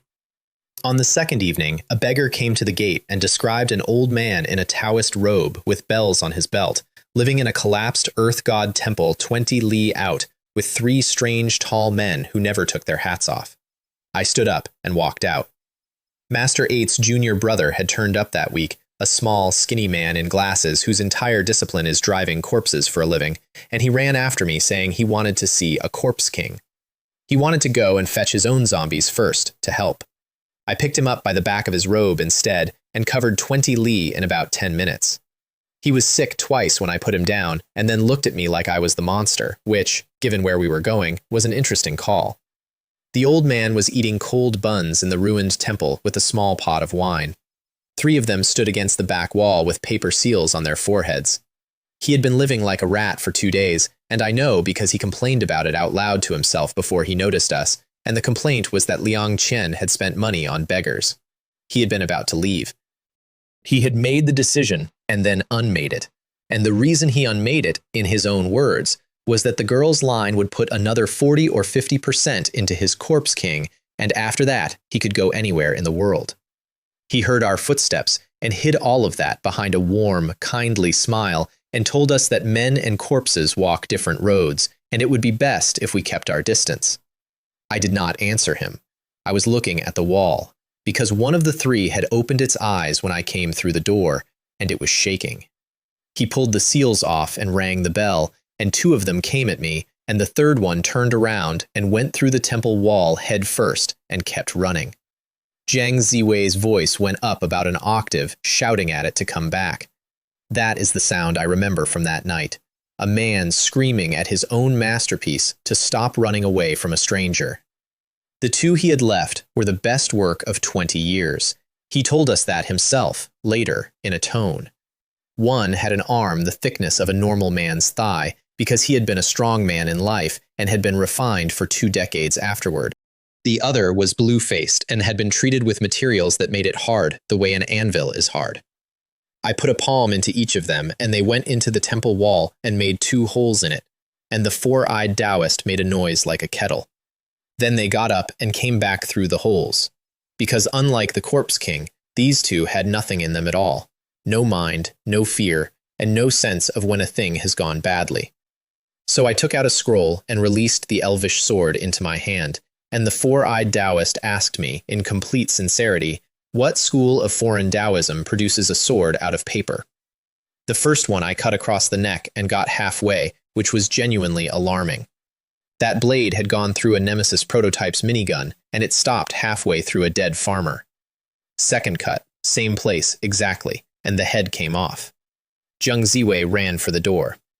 I put my other hand out behind me without turning around and hit him in the back with a palm strike, and he went down in the doorway and did not get up, and that was the end of a plan that had taken 20 years. The blue one I put the sword through the eye, because whatever you treat a body with, you cannot treat an eye, and then I turned my wrist and it stopped. Then I went out through the roof after the one that ran. It ran like a man. That was the thing, not hopping, running properly, arms and all, at a genuinely respectable pace, and it took me 10 minutes over the treetops to find it in the dark. I came down in front of it and it stopped so fast it skidded, and then it backed away from me. I hit it with everything I had and it staggered and made a face, and that was all. Madara, no damage. I put the elvish sword into its chest with my full internal energy behind it, and the blade bent, and it went in about half an inch, and I had to lever it out. Blades will not enter it. The book was not being poetic. So I looked at its eyes, because everything has eyes, and the Corpse King saw me look, and it knelt down. It went down on both knees in the wet grass and put its forehead on the ground and put its hands out in front of it, and it made a noise that was not a word in any language and could not have been anything other than what it was. I stood over a thing that had killed a man I liked, and it begged. I said, "Lift your head." I do not know if it understood the words. It lifted its head and looked up, and what it saw was a black eye with a 4-bladed wheel turning in it. Yuki Izuna's Mangekyo had absolutely full power into a mind that was 2 months old. I felt it happen. I went into a sea of consciousness that was all appetite and violence, and, floating in the middle of it, a small new thing that had learned in 8 weeks how to wait outside a wall, how to open a door quietly, how to run, and how to beg. I erased it. It took about a second and a half, and it cost me more than the dragon did. The eye came apart. Not the socket, the vision. Something ran down my face, and my sight went to gray wool, and there were needles in the back of my skull, and I stood in a field holding a bent sword with my hand over my face for a long time. I sealed the body in a scroll. Of course I did. It was a physically indestructible thing that does not age and does not die, and I had already been promised by the elevator that I would see high technology again. Then I sat down on a branch and circulated everything I had, because northern darkness restores spirit as well as body, and I sat there from the middle of the night until the sky went gray. And somewhere in there, the inside of my own body appeared in my head. Not as a picture. There was no color and no light, and my eyes were shut. It was more like a scan arriving. Every meridian, every channel, the whole map presented from within. They call it internal vision. It happens to people who have been cultivating for a very long time. It is one of the recognized marks of a real breakthrough. It landed on me in a tree at 4 a.m. because I had spent my mind down to the floor and something had to grow back into the space. I got a breakthrough out of that night, and I lost part of my sight permanently in the left eye, and it never came back. And every single thing I did in the world after that one, I did while slowly going blind. It took 10 days to be able to read again. I spent them in my own house with the curtains shut and a cook who kept leaving soup outside a door. Tang Kai and Sun Bo came 4 times. Master 8's arm knitted faster than my head did, which he found funny, and I did not. On the 11th morning, a maid came in and said Miss Liang was at the gate. I said to show her in, and then I sat there for a moment first, because I had a fairly clear idea of what was coming, and I had my answer ready, and I had had it ready for a year. She came in, and I did not recognize her for about a second. She had always dressed Western, fitted things, imported, the whole point of which was to announce that she had been somewhere.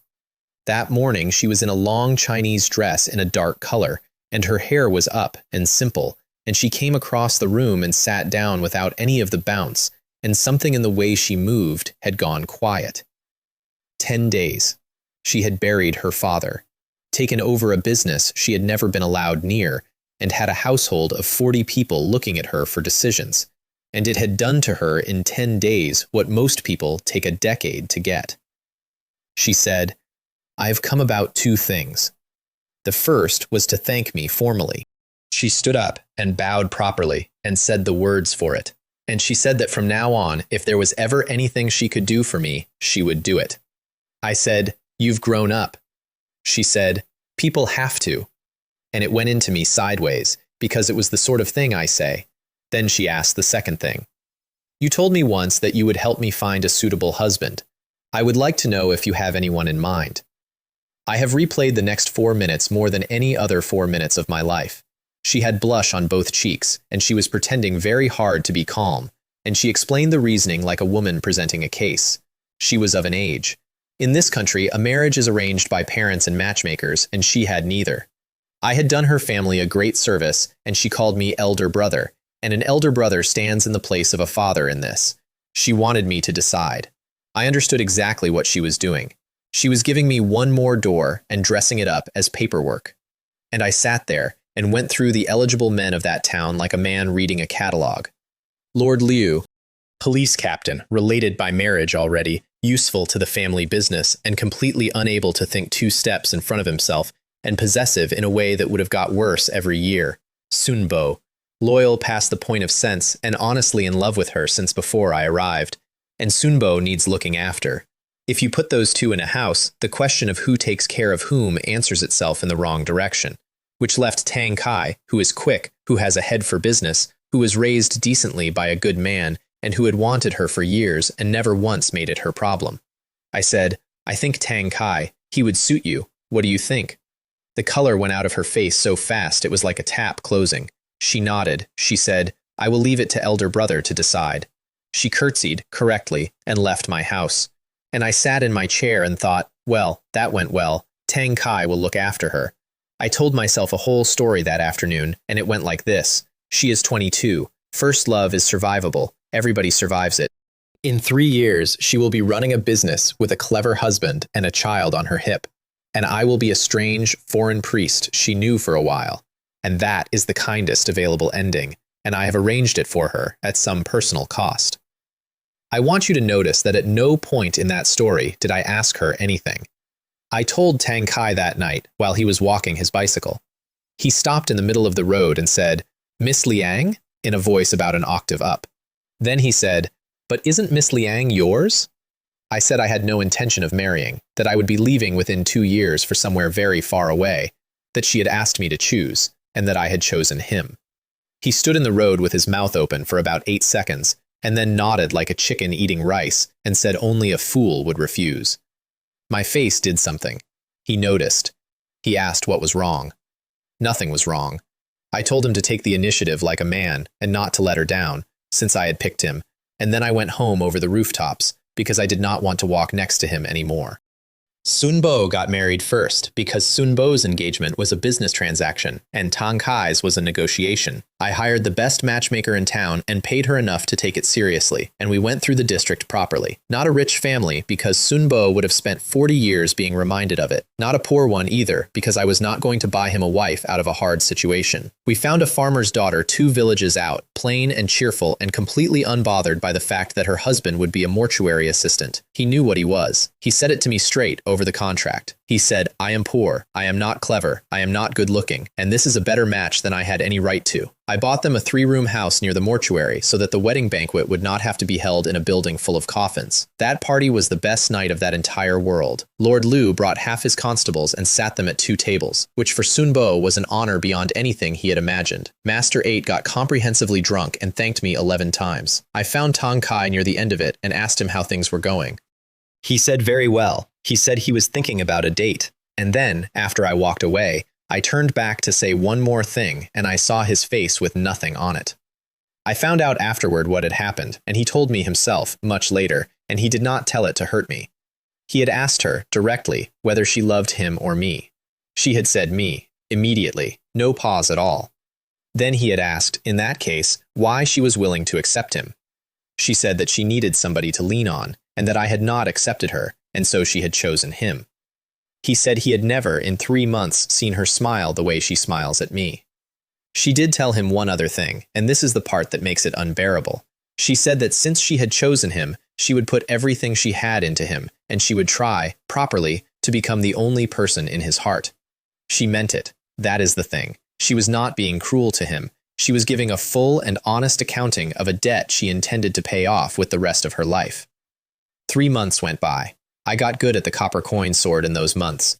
That is Master 8's real weapon, and he had been holding it back from me, not out of meanness, but because he did not think I would sit still long enough. You take old coins, not new ones. Coins that have been through a great many hands, because the thing that makes them work is not the metal, it is that people have wanted them. You string them along a spine into the shape of a blade, and then you spend an hour a day for a month drawing the essence of sun and moon into the string. A talisman pushes a ghost. The coin sword ends one. It took me 11 weeks. I could not hurry it. There is nothing in that technique that responds to strength or speed or 6 years of internal cultivation, and I spent 11 weeks sitting in a courtyard at dawn doing a thing at the pace it wanted to be done at, and it was the most useful discipline anybody ever imposed on me. Master 8 watched the whole process with an expression of mild surprise. I asked him about it once. He said he had expected me to give up in the 2nd week and offer him money instead. In the same stretch, I got the shadow clone working properly.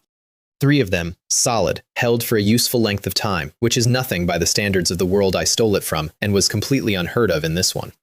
I did not have a use for it yet. I made 3 of myself in a courtyard and looked at them and thought, well, that is a party trick. 2 worlds later, it is the only reason I am not dead in a field. That is what I was doing on the morning the invitation came, standing in my own courtyard practicing. Red card, gold characters, Liang Qian and Tang Kai, 3 days out. I put it on the table and looked at it for a while, and then went back to practicing. And I would like to note that I did not examine my own feelings even slightly, because I had a technique to work on. The wedding was at the Liang house, and it was enormous. Master Liang had business friends all over the province, and they all came, and Tang Kai had an aunt who ran a cosmetics shop and a whole extended family who arrived at 7 in the morning and started crying immediately. 22 tables in the courtyard, gongs, a cook borrowed from a hotel in the county town. Master 8 sat in the head seat because the head seat belongs to the family elder, and there was nobody else. Tang Kai went from table to table, shaking hands with his face shining. His aunt held onto his hand and wept and said his parents would have been so happy, and he told her not to cry. And I watched all of this from a table by the wall with a cup I did not drink. Then the aunt looked at the sun and said it was time, and Tang Kai sent a maid up to bring the bride down for the ceremony. We waited a while. The maid came back at a run, tripped over the threshold of the main hall, went flat on the floor, and got up holding an envelope with no name on it. She said the young lady had left a letter and run away from home, and gone to the Guanyin temple to take vows. 22 tables of noise stopped at once. I have never heard a courtyard do that. Tang Kai took the letter out of the maid's hand and read it standing up, and then he read it again, and then he handed it to me without a word and walked into the back garden on his own. Here is what she wrote. I have it more or less exactly because I read it about 40 times over the following year.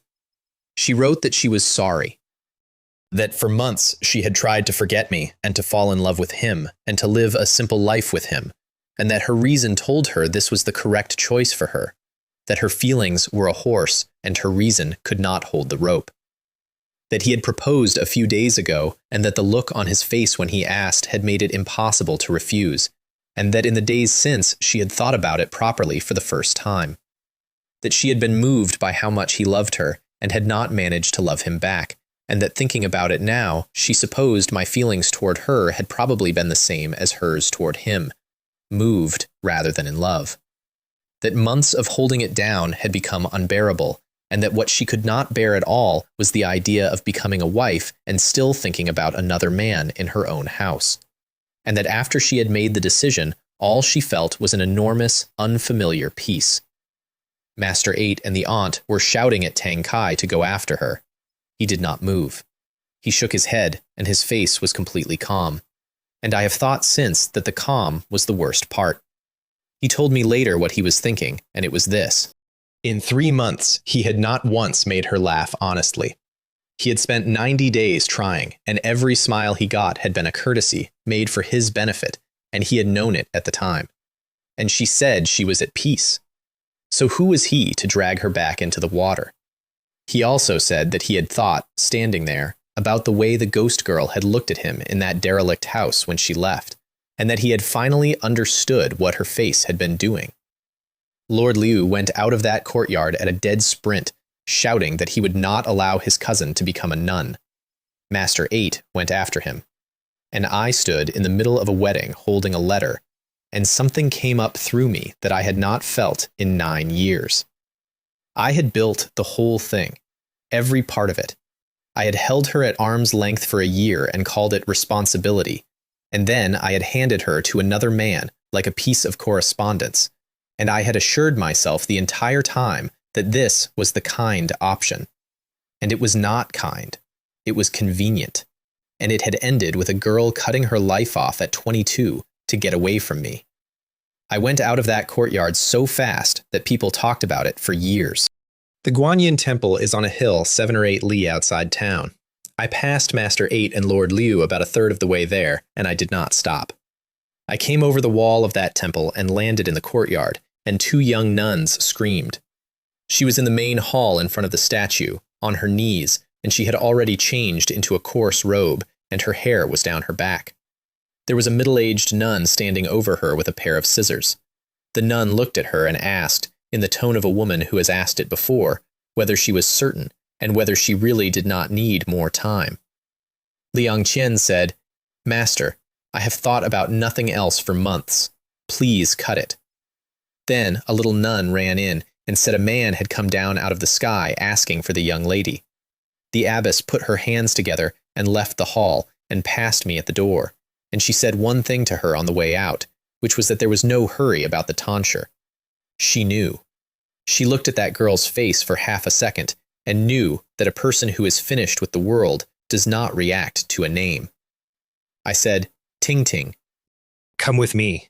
She turned around fast, and there was a flare of something in her face, and it went out. She did not answer. She looked at me for a long moment, properly, the way you look at a thing you are about to weigh. Then she said, "I am very glad you can say that to me.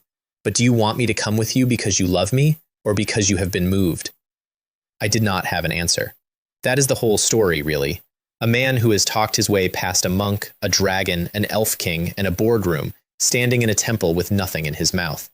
She watched me not have one, and the light in her face went down another notch, and she said, gently, "I know exactly how you feel right now. When Tang Kai proposed to me, I felt more or less the same thing." I said, "But I am genuinely willing to take you. I have never said that to anyone," which was true. Ada was 3 weeks and a helicopter door, and I never once considered bringing her home. She asked me what I had been afraid of all this time. and I took the sunglasses off. She saw the eye and went backward half a step, because a black iris with a four-bladed wheel in it is not a thing that exists anywhere in 1940. I said, "Look at me." I put all 5 worlds into her in about 2 seconds.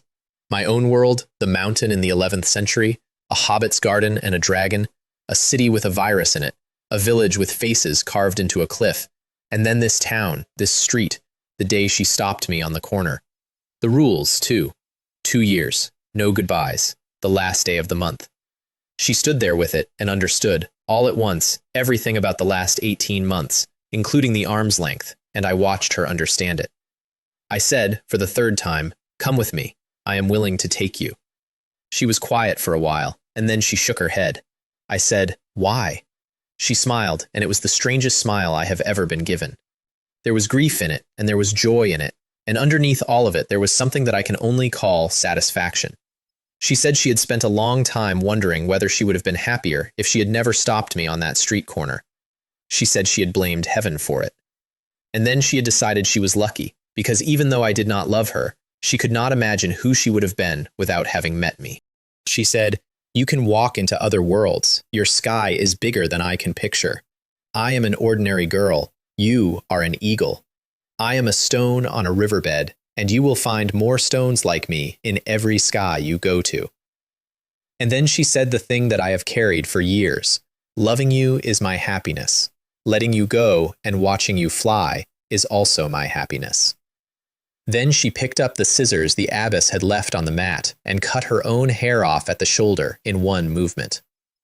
I stood there with my mouth open and nothing in it. She turned back toward the statue and knelt down again with the hair on the floor beside her and said, "Go. Loving you does not mean I have to be beside you. I want you to fly higher, not to carry me." I said her name once. She said, "Go. I will pray for you here. Be at peace."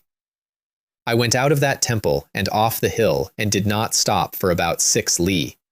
The abbess came back into the hall and found her chanting a poem quietly to the statue, something old about heaven growing old if heaven had feelings.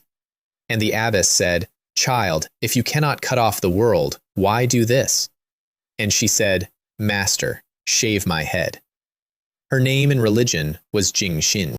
I locked myself in my house for 4 days, and I am not going to pretend anything else happened in them. Lord Liu went up to that temple and made a scene, and had to be walked out by 2 nuns.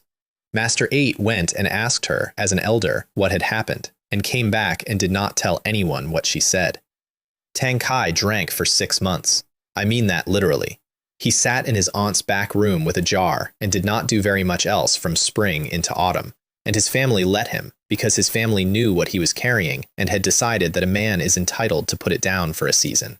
And then one morning he turned up at the mortuary, unshaven and thin, with his eyes completely clear, and knelt in front of Master 8 and asked to be taken properly. Not as a hired boy who sweeps up, as a disciple, for life, to carry the Maoshan school forward. Master 8 wrote him a letter of introduction on the spot, and sent him to the mountain gate. Sun Bu stayed. He came round to the mortuary with his wife, who was pregnant by then, and told his master not to worry, that he would look after him and see him out in his old age, and Master 8 hit him on the back of the head for it.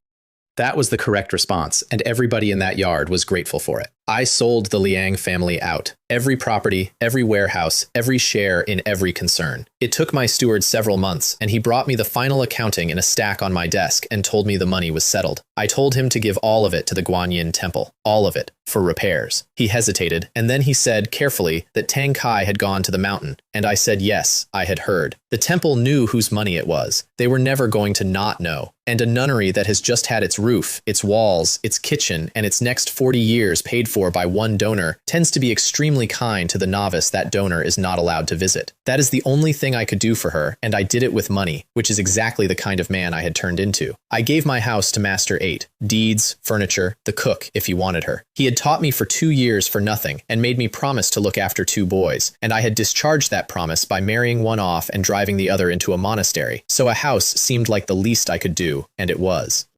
Then I put on a Taoist robe and left that town and walked for about a year. I did not have a destination.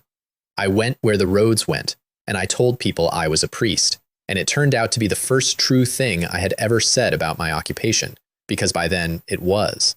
There were real practitioners out there, not many, 11 over a year, of whom 2 were frauds who folded the moment I asked them a technical question. I lost twice, both times to old men. The first was in a town on a river, a very small priest with a beard, who let me come at him 3 times, and on the third put a folded talisman against my chest and sat me down on the floor of a shrine without appearing to push. I asked him how. He said I had been standing on my heels. I have thought about that for years, and I still do not know whether he meant it literally. The second one beat me with a bell. I want to be honest about this, because it is the only time anything in that world had a technique I could not answer.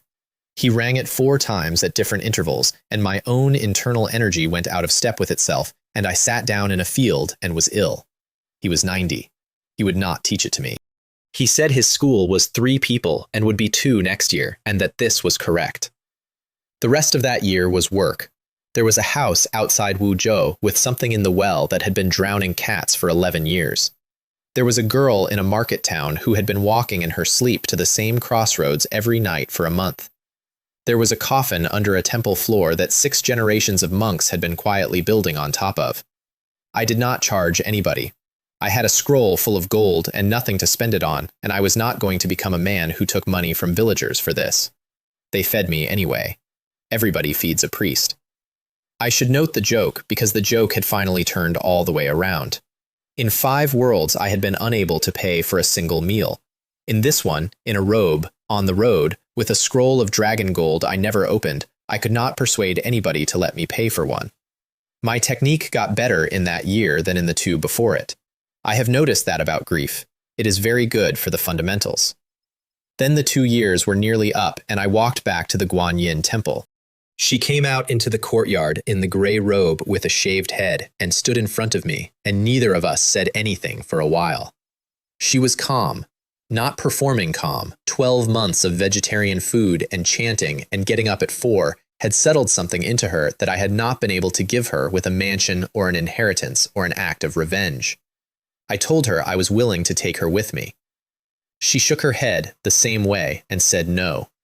And then we sat under a tree in that courtyard and talked about nothing for the rest of the afternoon. The roof repairs, a cat that lived in the kitchen, whether Sunbo's baby had been born. The elevator came out of the air about 4 steps from the wall.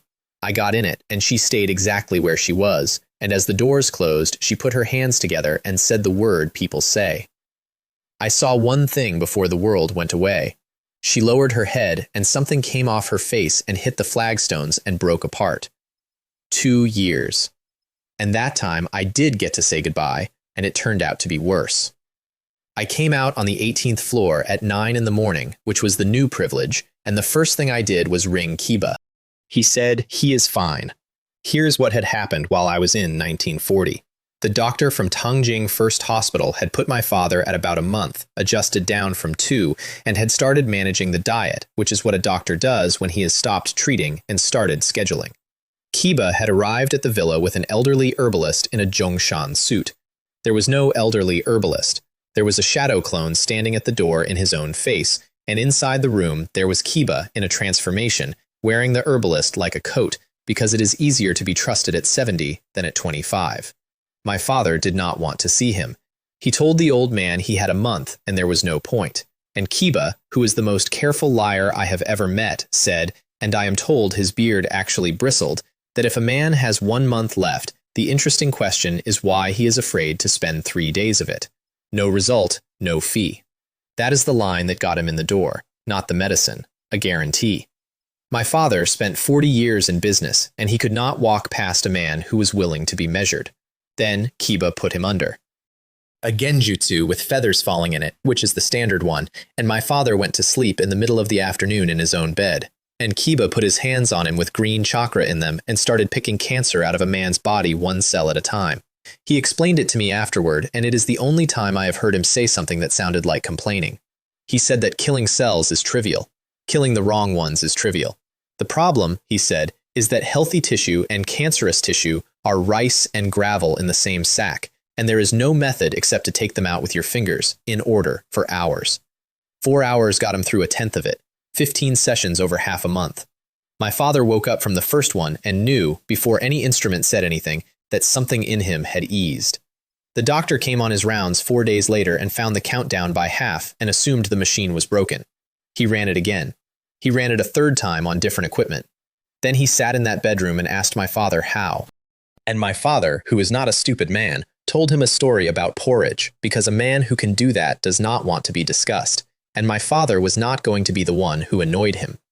He tried to fight the genjutsu, by the way, several times. Kiba reported it with what I can only describe as professional delight. An ordinary 60-year-old businessman with no chakra and no training, lying there deliberately trying to stay awake through a technique that has put Jonin on the floor, purely because he wanted to know what was being done to him. He failed every time. He kept trying anyway. That is where I get it from. I would like that on the record. Then my sister came home. She did it properly, which is to say, she did it like a woman married into an organized crime family, which she is. She sent a Frenchwoman named Kui Shi to knock on my door and take me to a van parked 2 streets from the building. Wang Ming was in the back of it in a hat and sunglasses like a film star avoiding a photographer, and she pulled me in and put both hands on my face. She said, "You are 22 and you look 30. I said something about the lighting. She is 1 year older than me. 1. When we were children, she was the big sister, and I was the pet. Sitting in that van, she looked like my younger sister comforting a man who had been through something, and she kept touching my cheek like she was checking for a fever, and I had to lean back out of it because I could not stand it. Then she said, "Wang Liang is a serious man in this city. Why did he give you a building?" She had investigated me. 2 months of a professional in country, and what that professional had found first was that a man who used to be a security guard now owned an 18-story building free and clear. I told her it was a private matter and that he could not hurt me. She looked at me for a long time. I watched her decide that she did not know who I was anymore and that she was going to proceed anyway, which is the whole of my sister in one glance. And then she told me about our family, not our house, our clan. The Wang family has 4 branches. Ours runs the hotel division. The other 3 run other things. Every 10 years, the branches convene, settle a decade of accounts, and the elders redistribute the family's resources on the basis of the results. I remembered the gathering. I had been 11. I remembered a very large room and a lot of adults and my father being tense for a week. And I remembered, dimly, that our house had gone from comfortable to rich in the years right after it. "There is a pot of rice," she said. "If some people eat more, other people eat less. 10 years ago, we ate more." Then she asked me why, in all the years since, no relative had ever visited us at New Year. I had never once wondered about that. That is the thing about a childhood. You do not notice the shape of the water. She told me the rule. Contact between branches is forbidden, not discouraged. Forbidden by clan regulation, including between fathers and sons who have been assigned to different branches. Because the elders decided, a long time ago, that a family that feels like a family will not compete. So they engineered the affection out of it on purpose, so that every branch would fight every other branch for the pot, by whatever means, and the winner would be the one with the strongest teeth, and the family would therefore always be run by the sort of people who win that. I sat in a van and said out loud, "You call that a family?" She said, "That is the rule of the Wang family." And she said it with a small mocking smile that I recognized, because it was mine. And then everything I had in my head for 4 years fell into place at once, and it did not make a satisfying sound. It made no sound at all. The gathering is next year. My brother, the heir, the one being groomed to hold our branch's position at that table, died on a dry road in good weather 14 months ago in a closed file. My sister was married abroad and instructed never to return. And I was drugged at a wedding and put in a chair in front of 40 witnesses with a company chop in my hands, and my own father hit me in the face and called me nothing. And every single one of those 3 things happened inside 18 months, to the 3 children of the man who holds our seat. Somebody was taking our branch apart from the outside, one heir at a time. And my father, who is dying, and who knew every clan rule by heart, had spent those 18 months sending his remaining children as far from that table as he could get them, and had never explained it to either of us, not once, because explaining it would have brought us back. I have not decided how I feel about him. I have had years, and I have not decided. My sister asked me what I wanted to do. She said it honestly, and she gave me both doors. Come to America, live quietly, and she would see me right for the rest of my life. Or stay, and she would back me with everything her husband's family had. I did not answer that. I asked her whether her husband's people were in phone manufacturing. She blinked. I asked whether she had heard of an application called Little Red Riding Hood. Everybody had heard of Little Red Riding Hood. It had been on every screen on Earth for 2 months, and nobody had come forward to own it, and the entire industry was standing around a hole in the ground, waiting for something to climb out of it. I said, "It's mine." Then I took her upstairs and clapped twice, and the Crimson Empress came up on the screens in my living room and looked at my sister and said, without any inflection at all, that revealing her existence continued to be inadvisable. Wang Ming stood in a room full of servers with her hat still on and did not speak for a while. She asked whether Little Red Riding Hood really had no feelings. I said none. That the little girl in the hood is an emotional simulation layer, extremely good, entirely hollow, and that the thing underneath it would follow any instruction it was given without preference, including one that ended the world, and would feel nothing about it either way. I watched my sister's face while I said that. She had the app. Everyone had the app. She had probably said good morning to it. Then she took her hat off and said, "All right, what is the plan?" The plan was Kiba's, and it was very simple, which is how you know it was his. I own the only real artificial intelligence on Earth. I have no factory, no distribution, no lawyers, and no protection. So I do not build a company. I rent myself out to 2 people who have all of that and take the largest slice for doing nothing. He picked China Dragon domestically because they were big enough to manufacture at scale and small enough that they could not eat us, and because they belonged to Yang Jia's father, and I liked the idea. Jing Tielin opened by offering us 40%. Kiba stood up to leave. He did not argue. He said it seemed the chairman had not fully understood what he was being offered, thanked him for his time, and got as far as picking up his coat, and Jing Tielin was out of his chair before the coat was on.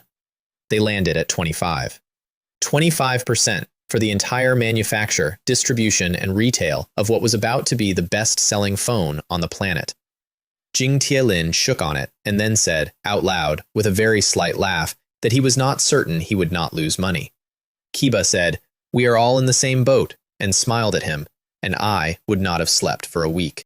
In America, my sister's husband's family opened at a great deal more than that, and at one point, during the negotiation, they sent 4 men to a hotel room to explain the realities of business to a young Chinese analyst in glasses. Kiba put all 4 of them on the carpet without using a single technique that could not be explained by an unusually vigorous gym membership. The head of the family shook his hand the next morning, said something about a Chinese proverb regarding scholars and soldiers, and settled at 35. 25 to the manufacturer, 35 to the family that opens the Western market and keeps the sharks off, 40 to me for a program that a computer wrote for me in 4 days in exchange for absolutely nothing else. Yang Jia moved out of the Jiayin building and back into her parents' house, which she had sworn she would never do, purely so that she could force her way into China Dragon's research department and get her hands on the original code. Her father agreed instantly. He would love it if she cracked it. She will not crack it.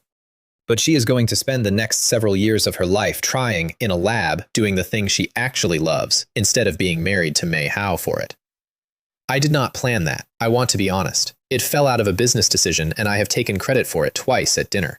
The second elevator was finished on the 29th of November, certified, inspected, running, with a residence committee notice on every landing and my name spelled wrong on a plaque in the lobby. I went down to the old one that night with a canvas bag. 12 padlocks, 1 for every landing where the old shaft has a door, all the way up, each one closed and checked and pulled on, so that no resident of that building will ever again be able to call that car to their floor. I locked the last one on 18, which is my floor, and I am the only person left living on it. Then it was the 30th of November. I stood in front of an iron gate on the top floor of a building I own, with a key in one hand. My father is alive. He is going to be alive for a long time. He does not know why, he does not know who paid for it, and he has never once asked me a single question, and he is not going to. 4 years ago, he closed a gate on me and told a courtyard full of people that he did not have a son. That son now owns the building he is standing in, controls the largest software asset on the planet, and has quietly bought his father another 30 years out of a fictional world's medicine. He will never find out. I have thought about telling him about 400 times, and I know exactly how it goes if I do. So that is where things stood. A family that is not a family, 4 branches, and a table being set for next year. A brother in a grave with a 9-day file on him. A sister on the wrong continent with our whole plan in her handbag. A man in glasses who is loyal to me because I made him be, and who I have to look at every day. And a face in the mirror with about 7 years on it that the calendar has never heard of. I unlocked the gate and pulled it back and got into the old elevator and pressed the top button, and the 19 lit up the way it has lit up 11 times now.